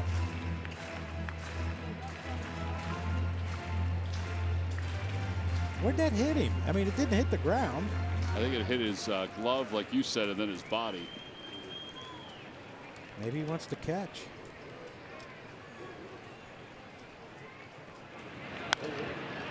Oh, and 2. Duble's missed a couple fastballs here. I think his reaction tells you that, too.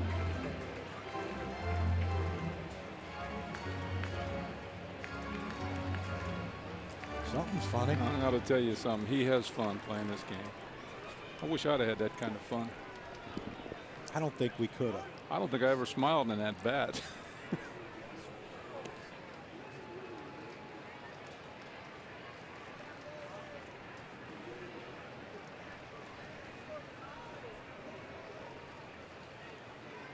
Remember Manny Ramirez as a hitter? Yeah. I think he's still playing in Korea.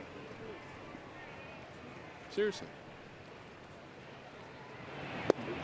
Inside. 1 and 2.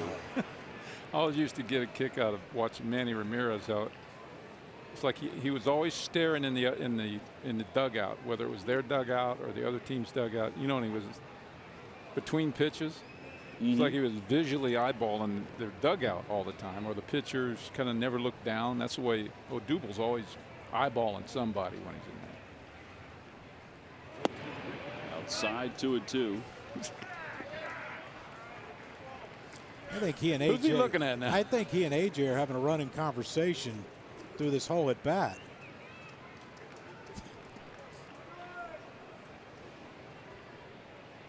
See that deep breath?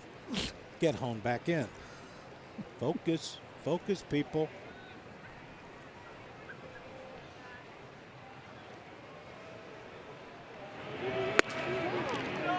Look at old Double. He's saying, no, no, no. It's a little Dikembe Mutombo. He just said that was close. Take a look at pitch cast. Oh, He knows the strike zone.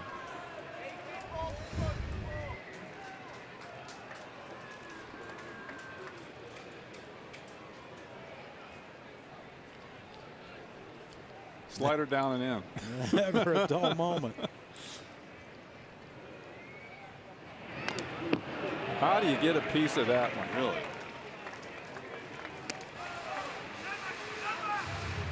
You know how you get one piece of that, John? You got a little downstroke. You're just trying to throw the head down at the ball, and you get a piece of it. Right? Coming up and out of that, you struck out. Oh, done. He's probably upset he didn't hit it down the left field line.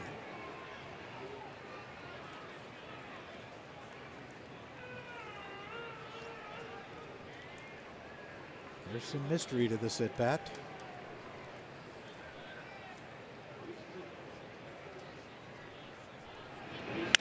Broke his bat, popped it up behind first. Pirela makes the catch. Yeah, there are 2 outs. Phillies baseball is brought to you by your local Ford store. Check out every new Ford car, truck, and SUV crossover at buyfordnow.com today. And by Geico. 15 minutes could save you 15% or more on car insurance. Hi, folks. Bottom of the 6th inning, 2 outs. Phillies up 1-0 thanks to an Odubel Herrera home run.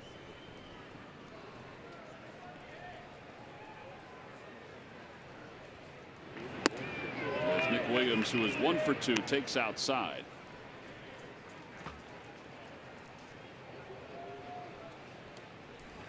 Teams have managed just 4 hits combined in this game.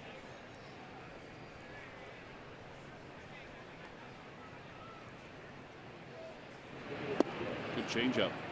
Hasn't thrown many of those splitters. It was a good one there. They probably tired from throwing all them fastballs, though, Double.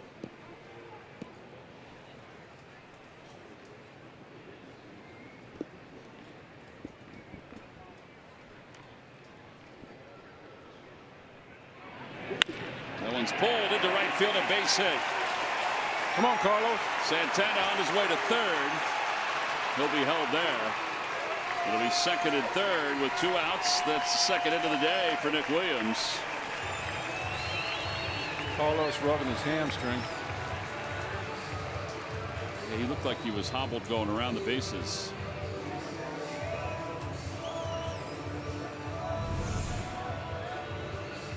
Nice stroke, Nick. Carlos kind of had to hesitate a little bit.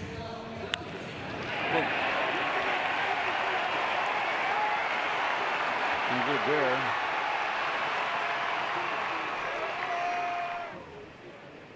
After he got to third, he was reaching behind at his hamstring. You hope it's just a cramp.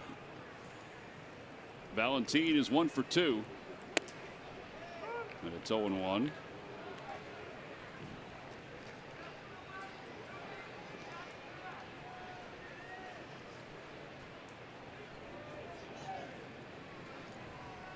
To see some insurance runs come across. Going to build on that big 1-run lead.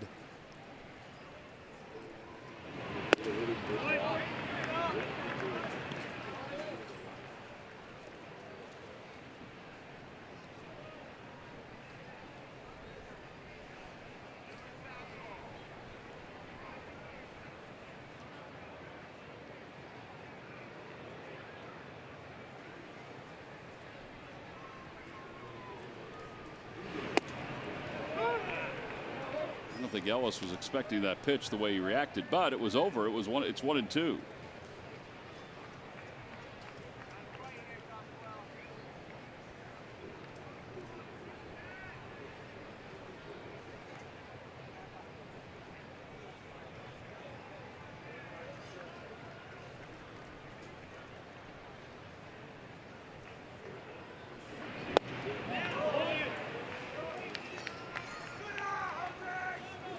To say A.J. Ellis does a pretty good job of framing, because those pitches, which we've seen the pitch cast, aren't in the box, but they look awfully close from our vantage point. He's doing such a good job. I think his pitcher gets upset sometimes we ain't getting those.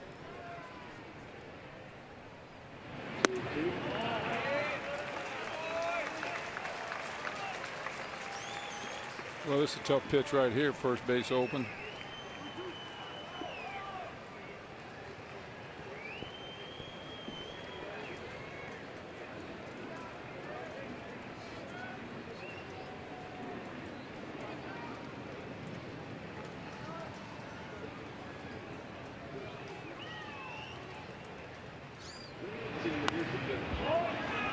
Got a piece. Tough 3-2 pitch right there.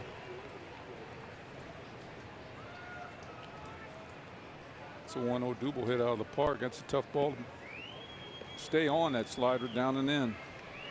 Should drive me nuts from the left-handed pitcher. Or one at your left foot. Same here. Your right foot.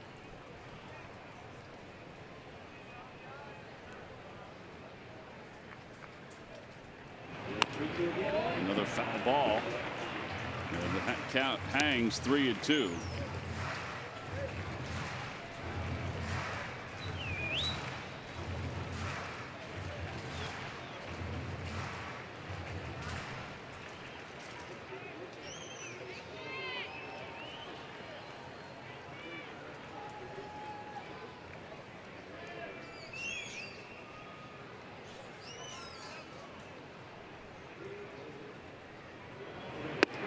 Ball. Oh, strike 3 called. 5 strikeouts for Perdomo. Take a look at it. We look at pitch cast.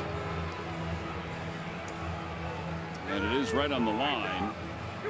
The side is retired. No runs, 1 hit, 2 men left in scoring position. We'll go to the 7th. It's still 1-0 Phillies.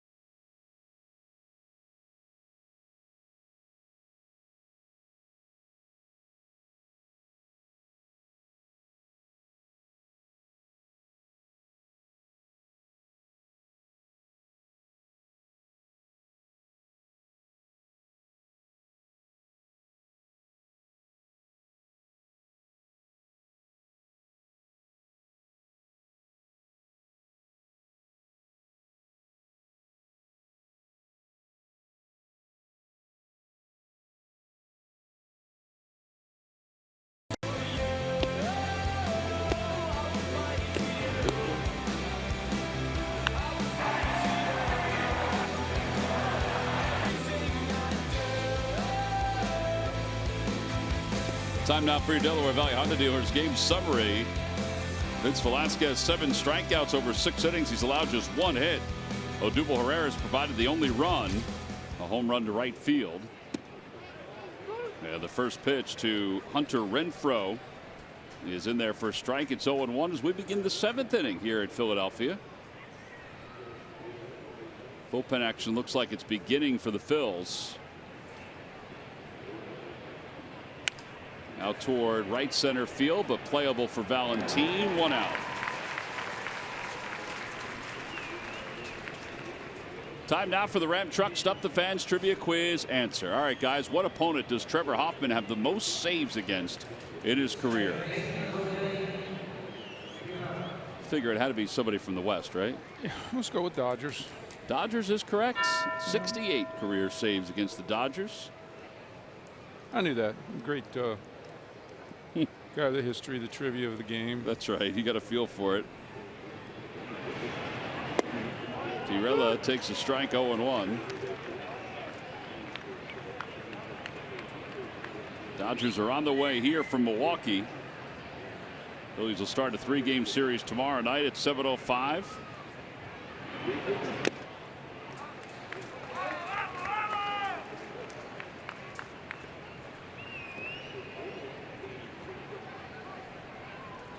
And 2 to Pirella.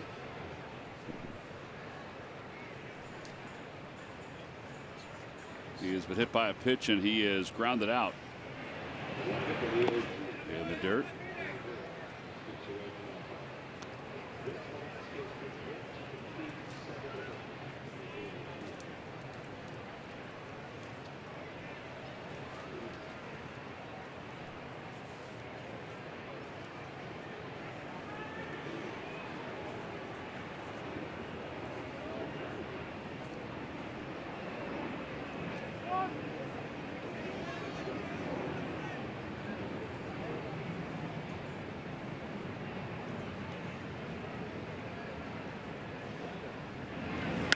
Off the hands, fouled over the first base side.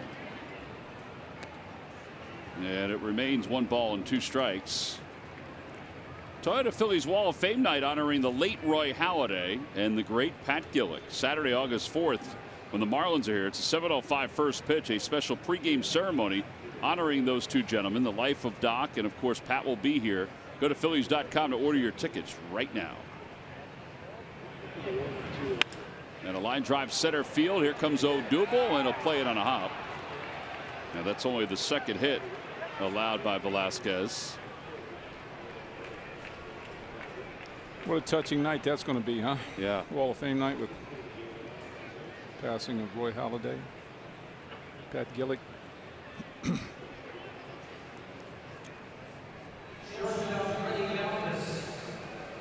Freddie is 0 for 1. Well, the whole weekend is going to be awesome to celebrate the OA championship. Victorino is retiring officially as a Phil.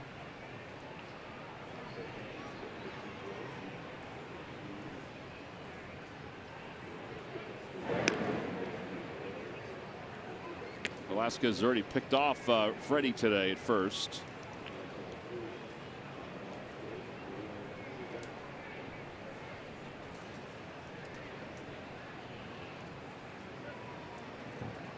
That's where you got to watch too. Yeah, you don't want to put all your focus on Perel at first base because we've seen Freddie jump you early for home runs. Ground ball right side. Valentin slips but gets 1. The throw to first in time. A 4-6-3 double play. Now that was a sharp double play all the way around with a strong exchange from Kingery at second base. No runs, 1 hit, and nobody left. It's time to stretch.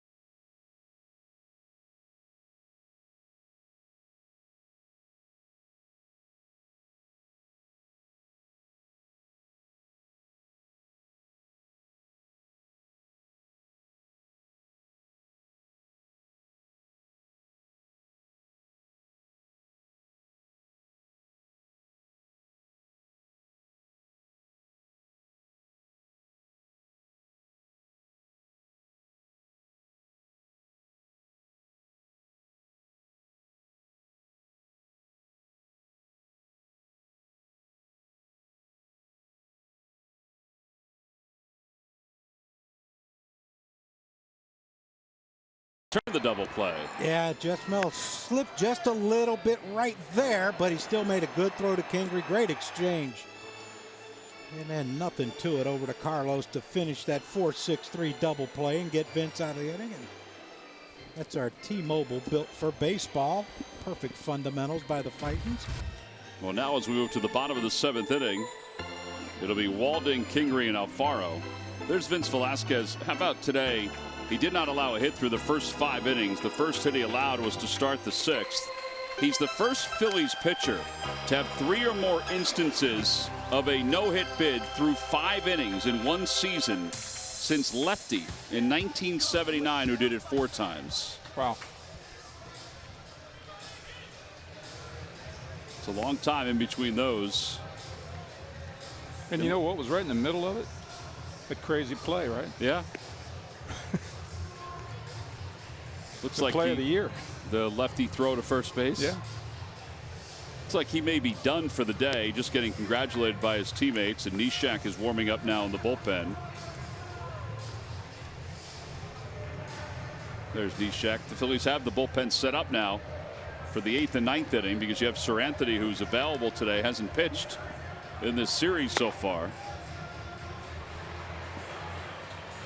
He was scheduled to pitch Friday, but then the Phillies got some insurance runs.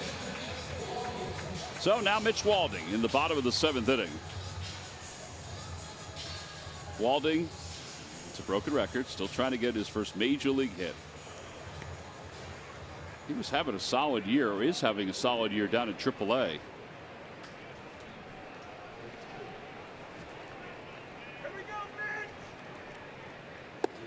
We were talking to Matt today about it, Matt Stairs, about Walding, because he saw him last year in spring training.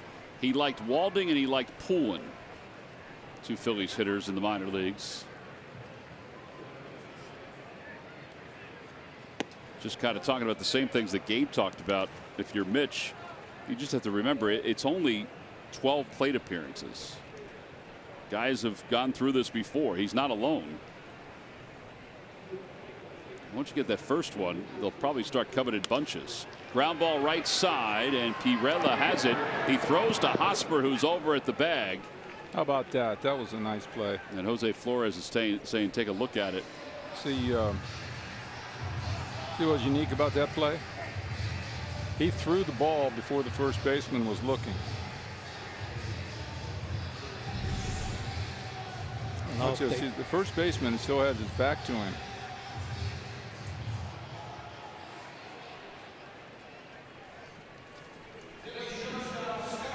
He's on the bag, so the Phillies are not going to review it. 4-3 on the putout. That was a good play. Yeah, absolutely. And now Kingery, who is 0 for 2, he's grounded out and he's popped out. And it's 0-1 as he swings through the first one. Now Alfaro waits on deck.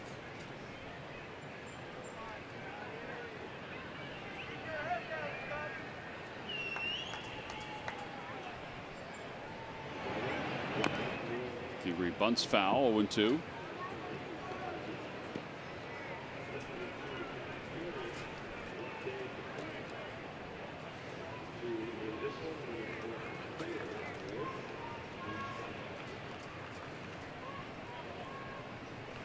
Battle with 2.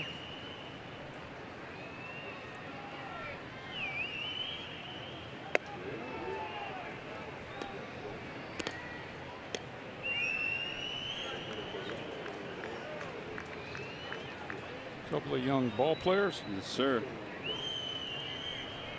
Popcorn and a Coke.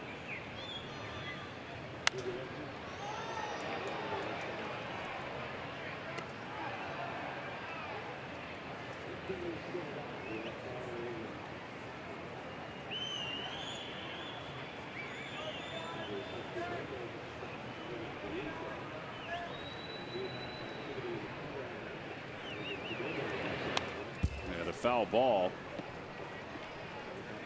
Velasquez, by the way, 7 innings today, and we're anticipating that he is done. It's the first time this year he's gone 7 innings in a ball game. Well, he was really good. Really good. Fastball command was really good. Slider when he needed it. Broken bat looper into left center. That'll drop for a hit for Kingery. Yeah, in fact, the last time Velasquez won 7 innings was July 30th of last year.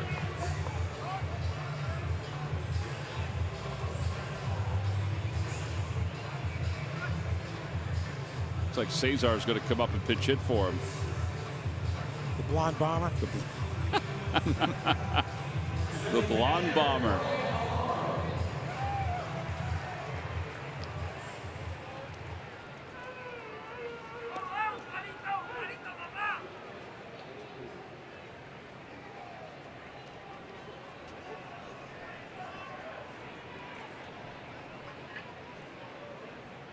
Nationals have added another run against the Braves. They're up 5-2 now in the 8th inning. And Alfaro is hit by a pitch.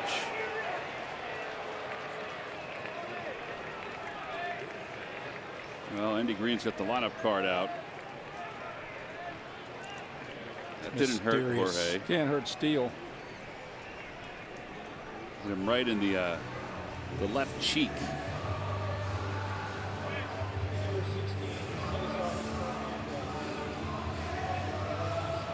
Cesar's been introduced. Andy Green heading out.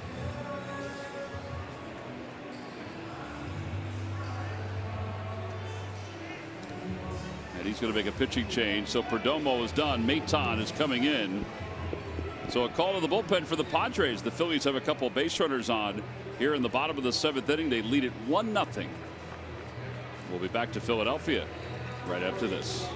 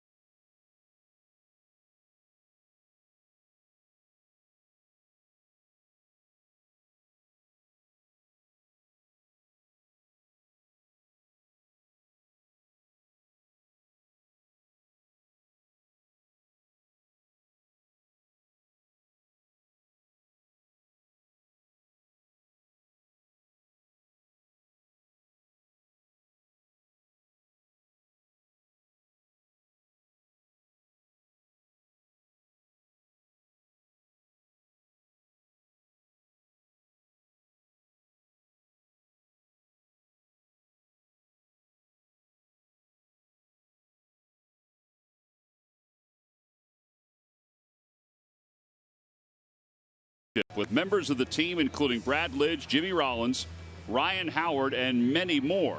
Also, all fans coming to the ballpark that day will receive the Brad Lidge bobble figurine.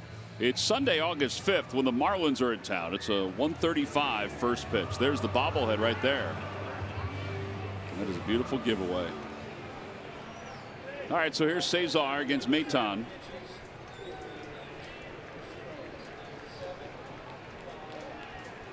Little insurance go a long way here. Just like the first day.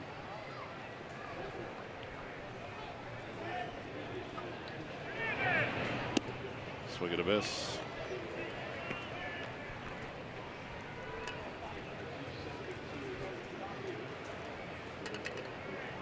Maton a 2.28 ERA.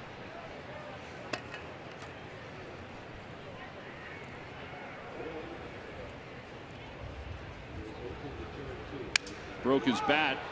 Spangenberg on the run. Oh, what a play by Corey Spangenberg. And there are 2 outs. That is an excellent play. More than excellent. I didn't even expect it. You know, it was like, well, that's just a foul ball. Well, it's our Hyundai defensive play of the game. He moves well over at third base. Boom, got a good jump on it. Stays with it. Ooh, slide on that nasty warning track. Keeps looking. He's catching this thing. Yes, sirree. That's a great play, and that's the Hyundai defensive play of the game thus far. You ask me. Beautiful. Brought to you by your... See how brought to you by your local Hyundai dealer. Did you see how, though, in the slide, he peeked up to see if Kingery was moving off second? Yeah. Man, you can pick up some stuff. I got a lot of free time.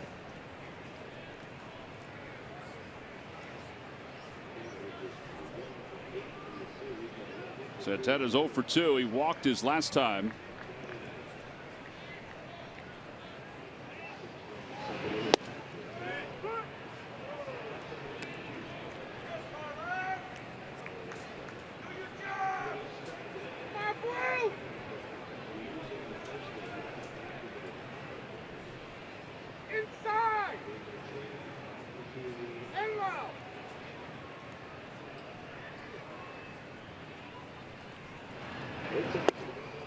One ball and 2 strikes to Santana.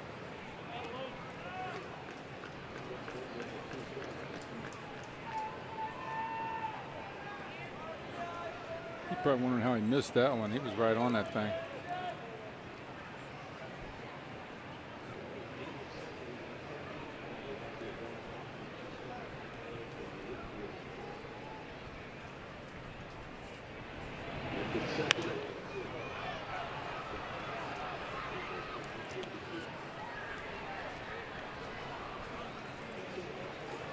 Gabe Kapler thinking about the next couple of innings from a bullpen standpoint. I can imagine he's hoping it's Neshek. Absolutely. Sir Anthony. Shake hands and let's move on.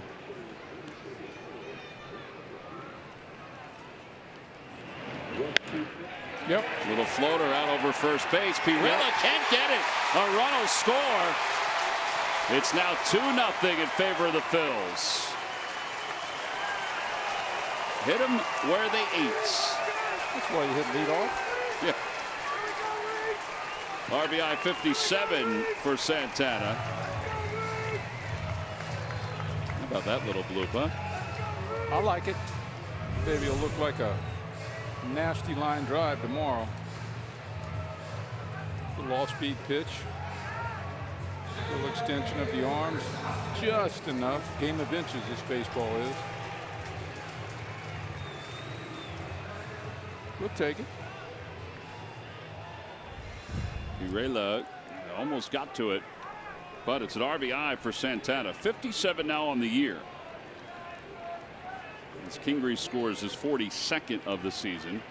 And here's Reese with runners on first and third. Reese has got a brand new bat he's using. It's nice and shiny.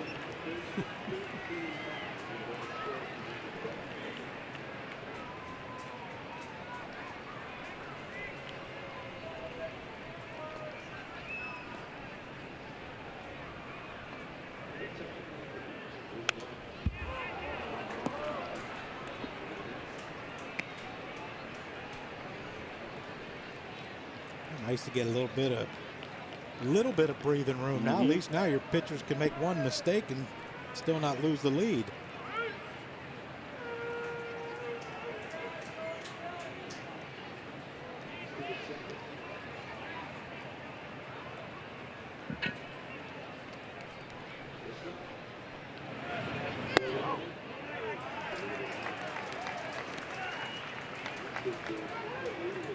Velasquez, the recipient of this extra run, as his bullpen. First up, Pat Neshek will try to hold this lead.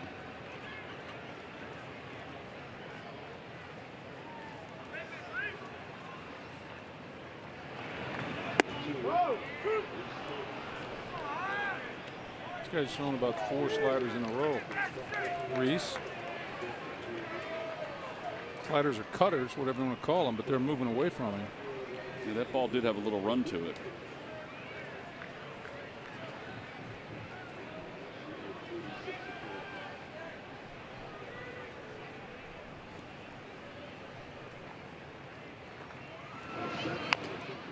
Little dribbler up the third base line. It's going to go foul.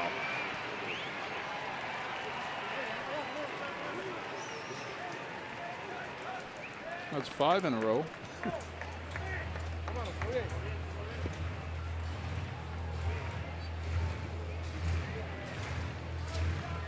You think he can try to surprise him with a fastball here?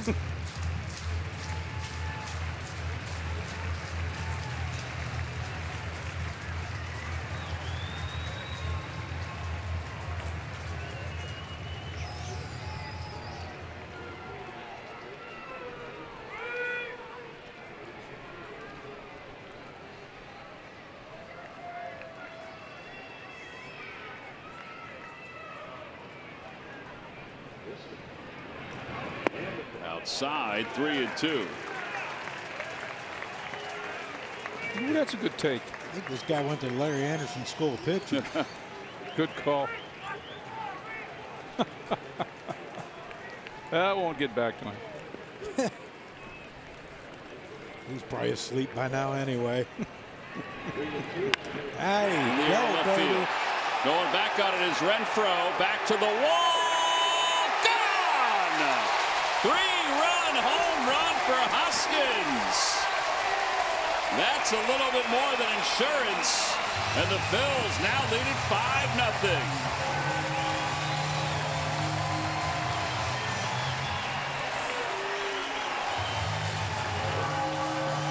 Well, he thought he had a home run his first at bat. It was run down by Jankowski. And now here in his fourth at bat, he made sure of it.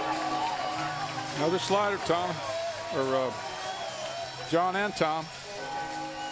Now, that one isn't coming back like the other one. He knows he's got it. Little flip of the bat. That's his best friend, Andrew Knapp. All right, now Odubel with the bases empty. And he fouls the first pitch back. It's 0-1.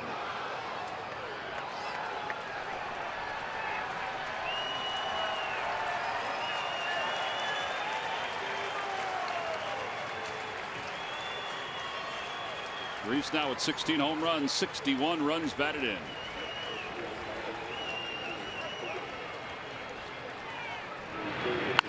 That's a hot shot, fair. Foul, excuse me. Jeff Kellogg with a fancy footwork. Ball started chasing him. He was moving left, and the ball kept coming left, coming right at him. Now that is reviewable because it went past the first base bag. Give him credit for keeping his eyes on it.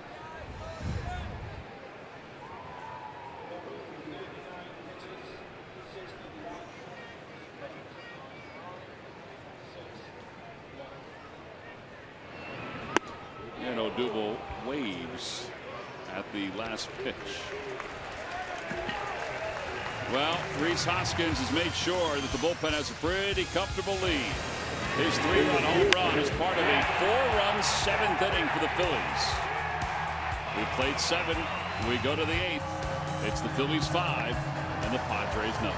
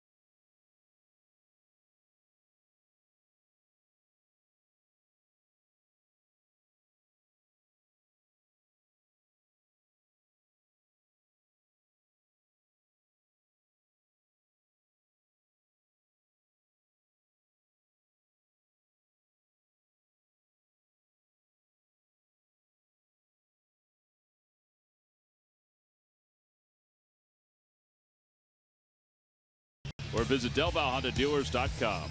And by Jefferson Health. Call 800-JEFF-NOW or visit jeffersonhealth.org. Top of the 8th inning, the Phillies up 5-0. And Pat Neshek will take over. This is his 8th game. So far, 5 hits, 4 strikeouts in 6 innings.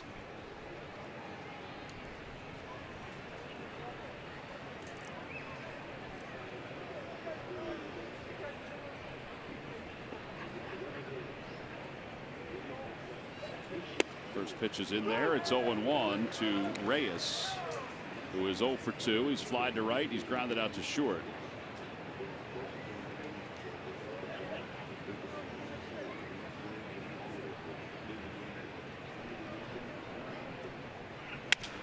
Ground ball to shortstop. Kingree's up with it.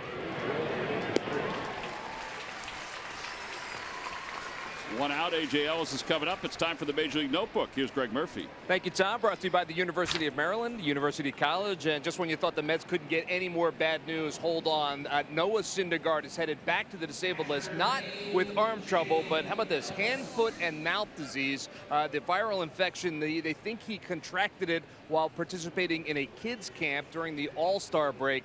They hope he will only miss 1 start. He did not pitch well in his last start. Felt very weak. That's when they realized something was wrong. Hand, foot, and mouth disease, so he is headed to the disabled list to miss his next start. The Red Sox, no problems for them. They continue to cruise. They were behind Chris Sale today. They win at 9-1. He had 9 strikeouts. They are the first team in Major League Baseball to hit 70 wins this season. They are now 5 clear of the New York Yankees in the American League East, and they have the best record in all of baseball by 4 games. The Astros have 66 wins. Of course, the Phillies will meet the Red Sox on the next road trip, the second part of that road trip. So they are playing very good baseball and have been all season long. Yeah, depending on what happens with the Yankee-Met game, which is scheduled to begin. Well, it's just, I guess, close to getting underway. It's remarkable to think that the Red Sox could have that big of a lead at this point. It is currently delayed up in New York. Rain must be all around us. All around us. But ain't hitting us. 1-2 pitch coming, A.J. Ellis. And inside, 2-2.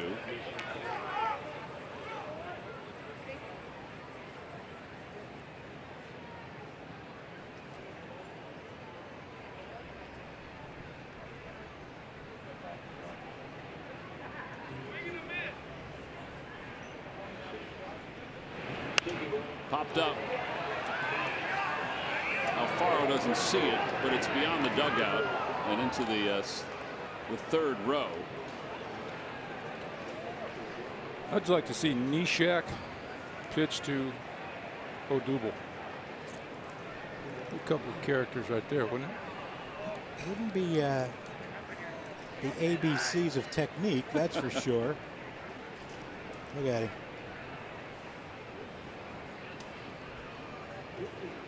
He's a wonderful human being.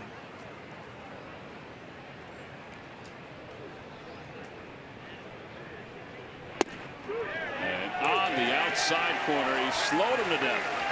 81-mile-an-hour slider. And there are 2 outs. And here's Wahe, who will pinch hit.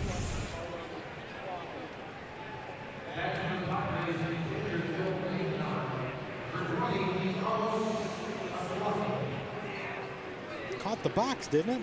I thought it did. I mean, it looked like a pretty nice pitch.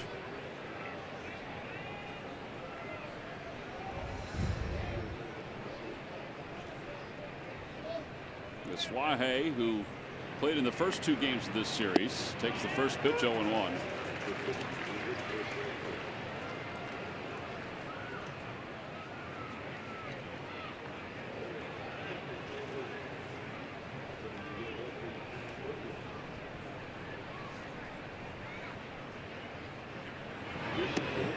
That was a little bit of an eephus changeup. 66.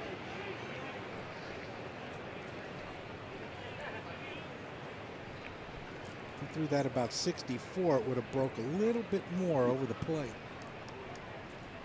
Got too much on that one. Ball's popped up beyond 3rd. Mitch Walding puts it away. And a 1-2-3 inning for Neshek. Padres go down in order. It was 11 pitches for Pat. We move to the bottom of the 8th inning. 5-0 Phillies on top.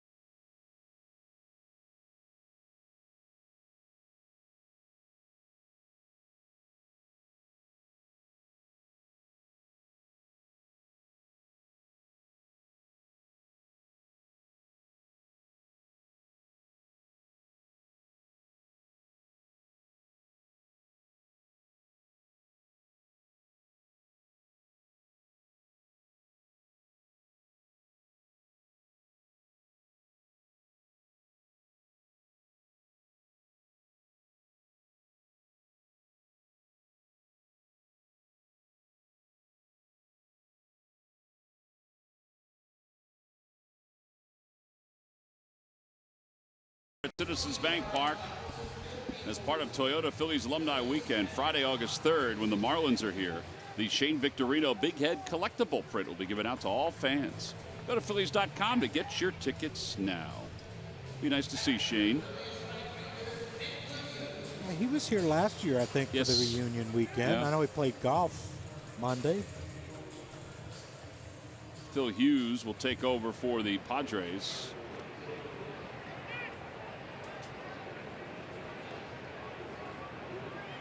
Former starting pitcher for the Yankees and the Twins.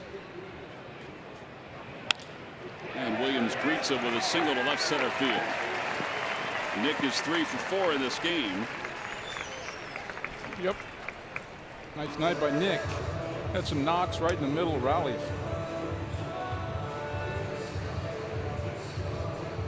And now Jesmel Valentin.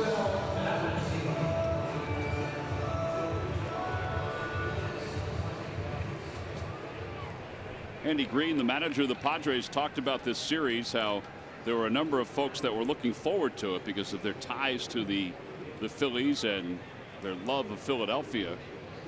Included in that was Matt Stairs, the the Padres hitting coach, our former partner and former Phillies hitting coach. Freddie Galvis, of course, at shortstop.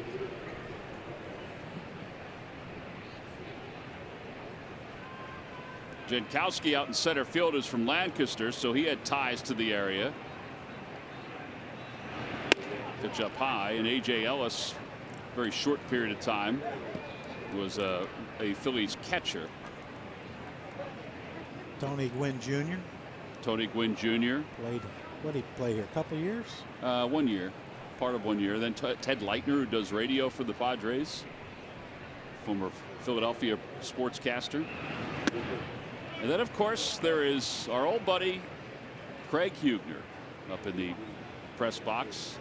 He is now the director of communications for the Padres and was with the Phillies in a similar role and was outstanding.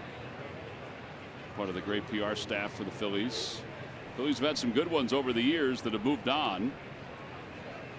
Gene Dias is in Houston. Kevin Gregg is in Boston. Craig is in San Diego now. 3-1. Nice to see Craig, though, who left the Phillies, went to Detroit, and then went back home to Southern California. He's from the L.A. area, so it's nice to have him back. Nice to be back home. He knows you're talking about him. Yeah, he does. It's nice that he shined his head for us, too. Oh, boy. 3-1 pitch. Outside, ball 4. Valentin walks. No, but the Padres got a good one with Craig. It's he did some very good things here. All right, here's Mitch Walding. Come on, Mitch. 0 for 3 today.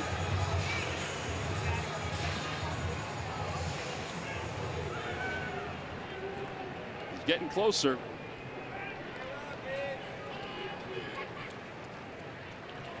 "13 plate appearances. He has 1 walk.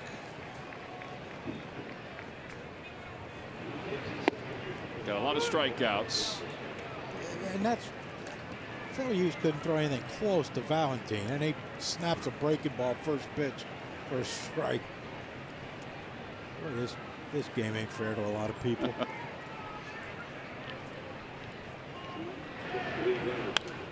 Fouled it away.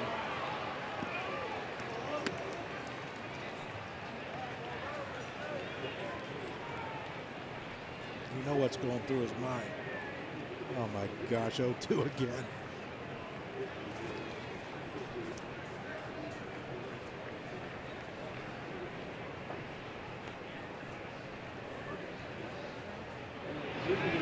And the dirty laid off 1-2.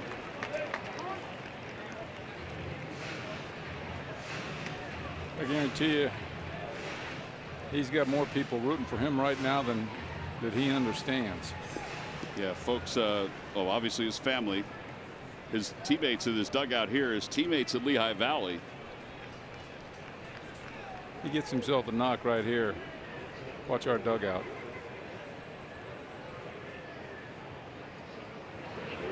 Outside, 2-2.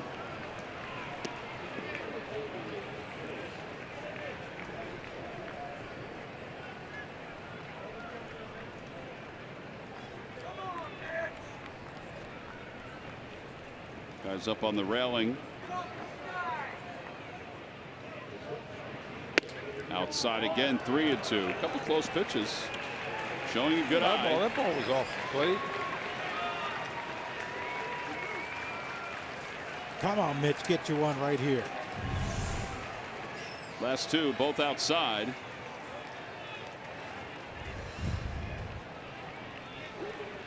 Three balls, 2 strikes, and ball 4. So that'll load up the bases. Nothing to it.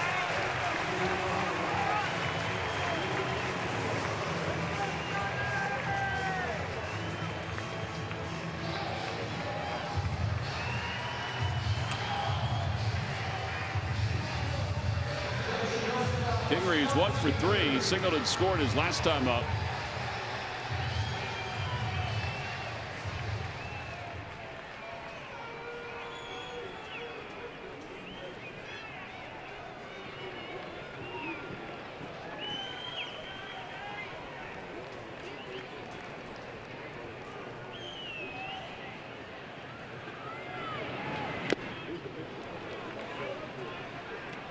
Boy, there was a straight fastball right down the middle.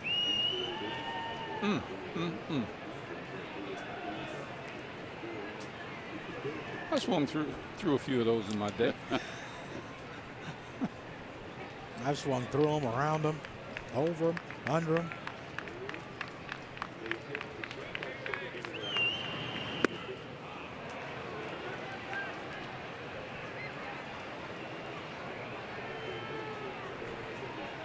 Phillies have them loaded with Williams at third base, Valentin at second, and Walding over at first. They lead at 5-0.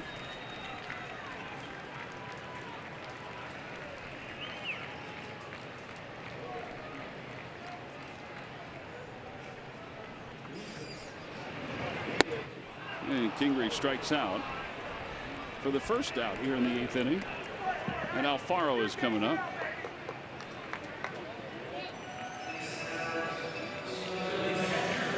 Washington leading Atlanta 6-2 in the 9th. Yep.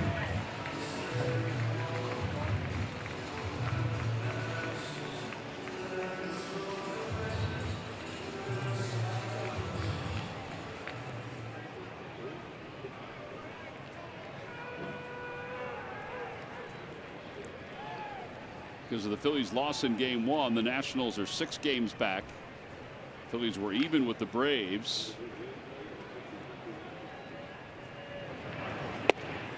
Good. 0-1.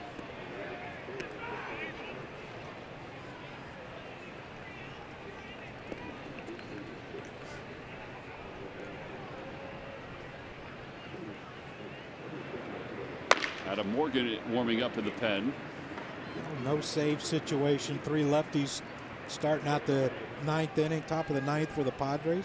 At least as of right now, 3 lefties.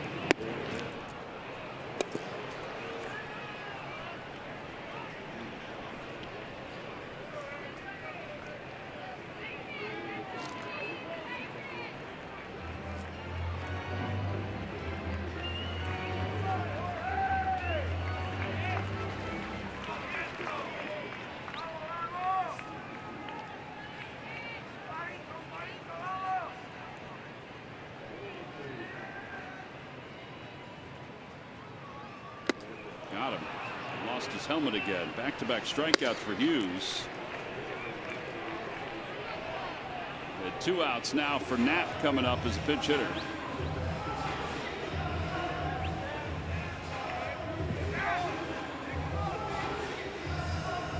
All right, so the game has gone final in Washington, so that's a look at the standings.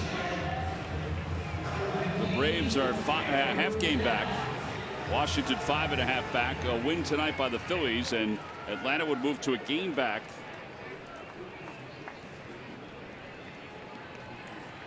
And Washington would move to 6 back. Got them right where we want them, Tommy.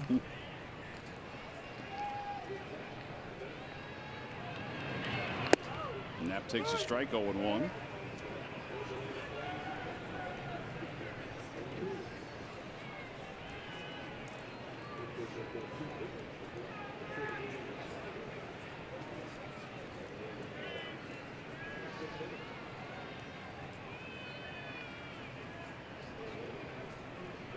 Outside, 1-1.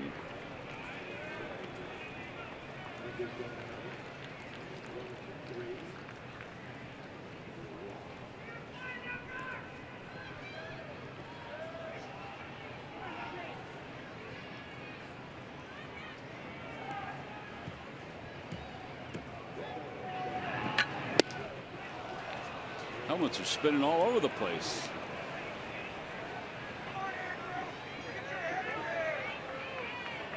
Your helmet ever fall No. off? No. I think I had the right size. A little tight.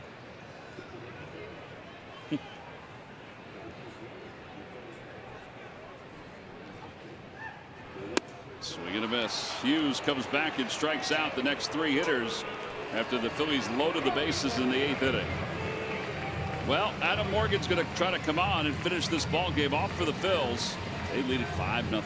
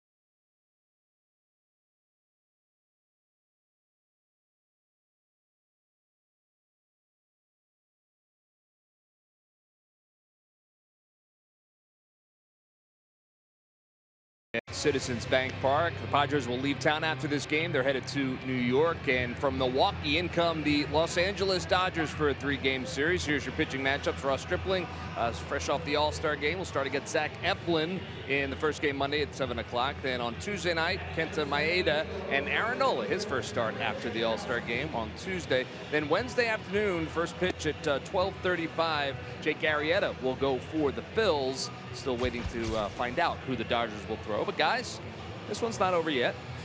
Nope, Murph, they need 3 more outs to finish this baby off. And Adam Morgan, 0-2 with a 4.91 ERA. Will take over.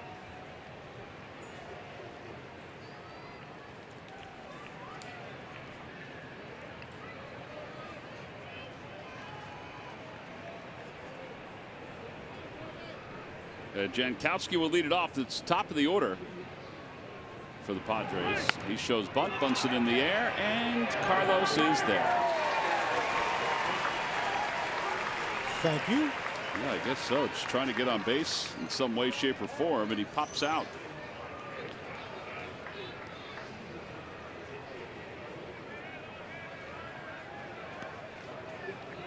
And Spangenberg will come up.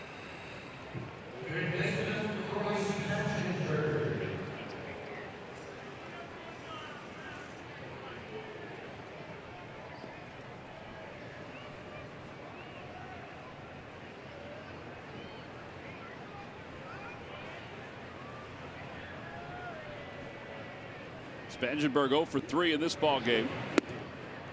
1 ball, no strikes. It's what I used to hate. A guy in front of you makes out on the first pitch, lefty, lefty, and then you have to take the first pitch. Normally you think you're going to throw a fastball on the middle because you're probably taking, right? He threw a slider instead. There's another one. Truth be told, 5-0. If you're trying to win the ball game, you should be taking. So he throws a strike, right?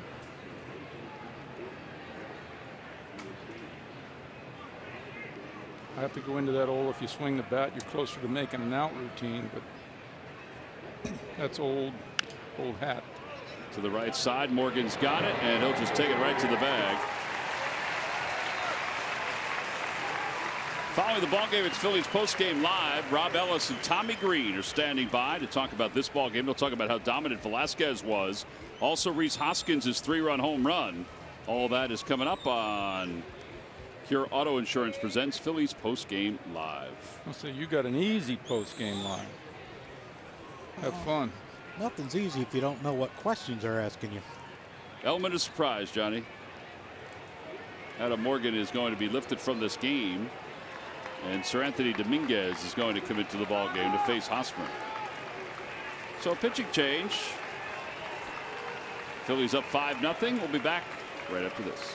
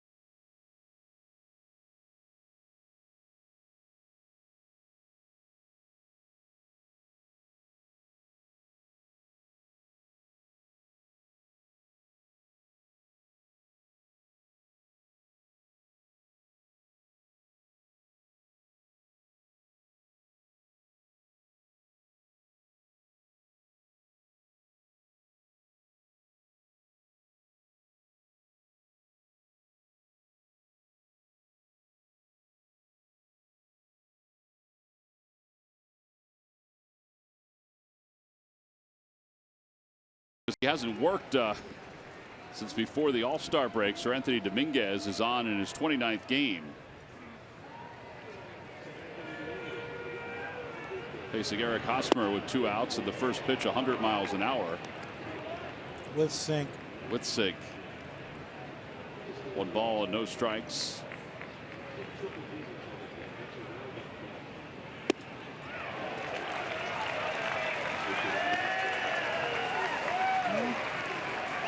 A little frustrated with that first one not being a strike, so he just decided to throw one a little harder. 1-0-1. A bouncer over the mound. Kingery is there. He's got it, and the ball game is over. The Phils have won another series as they have defeated the Padres today 5-0. They've taken 2 of 3 from San Diego to start the second half of the season. Just a couple pitches for Dominguez to get this last out. See you guys in a couple of weeks. All right, Michael. Enjoyed it.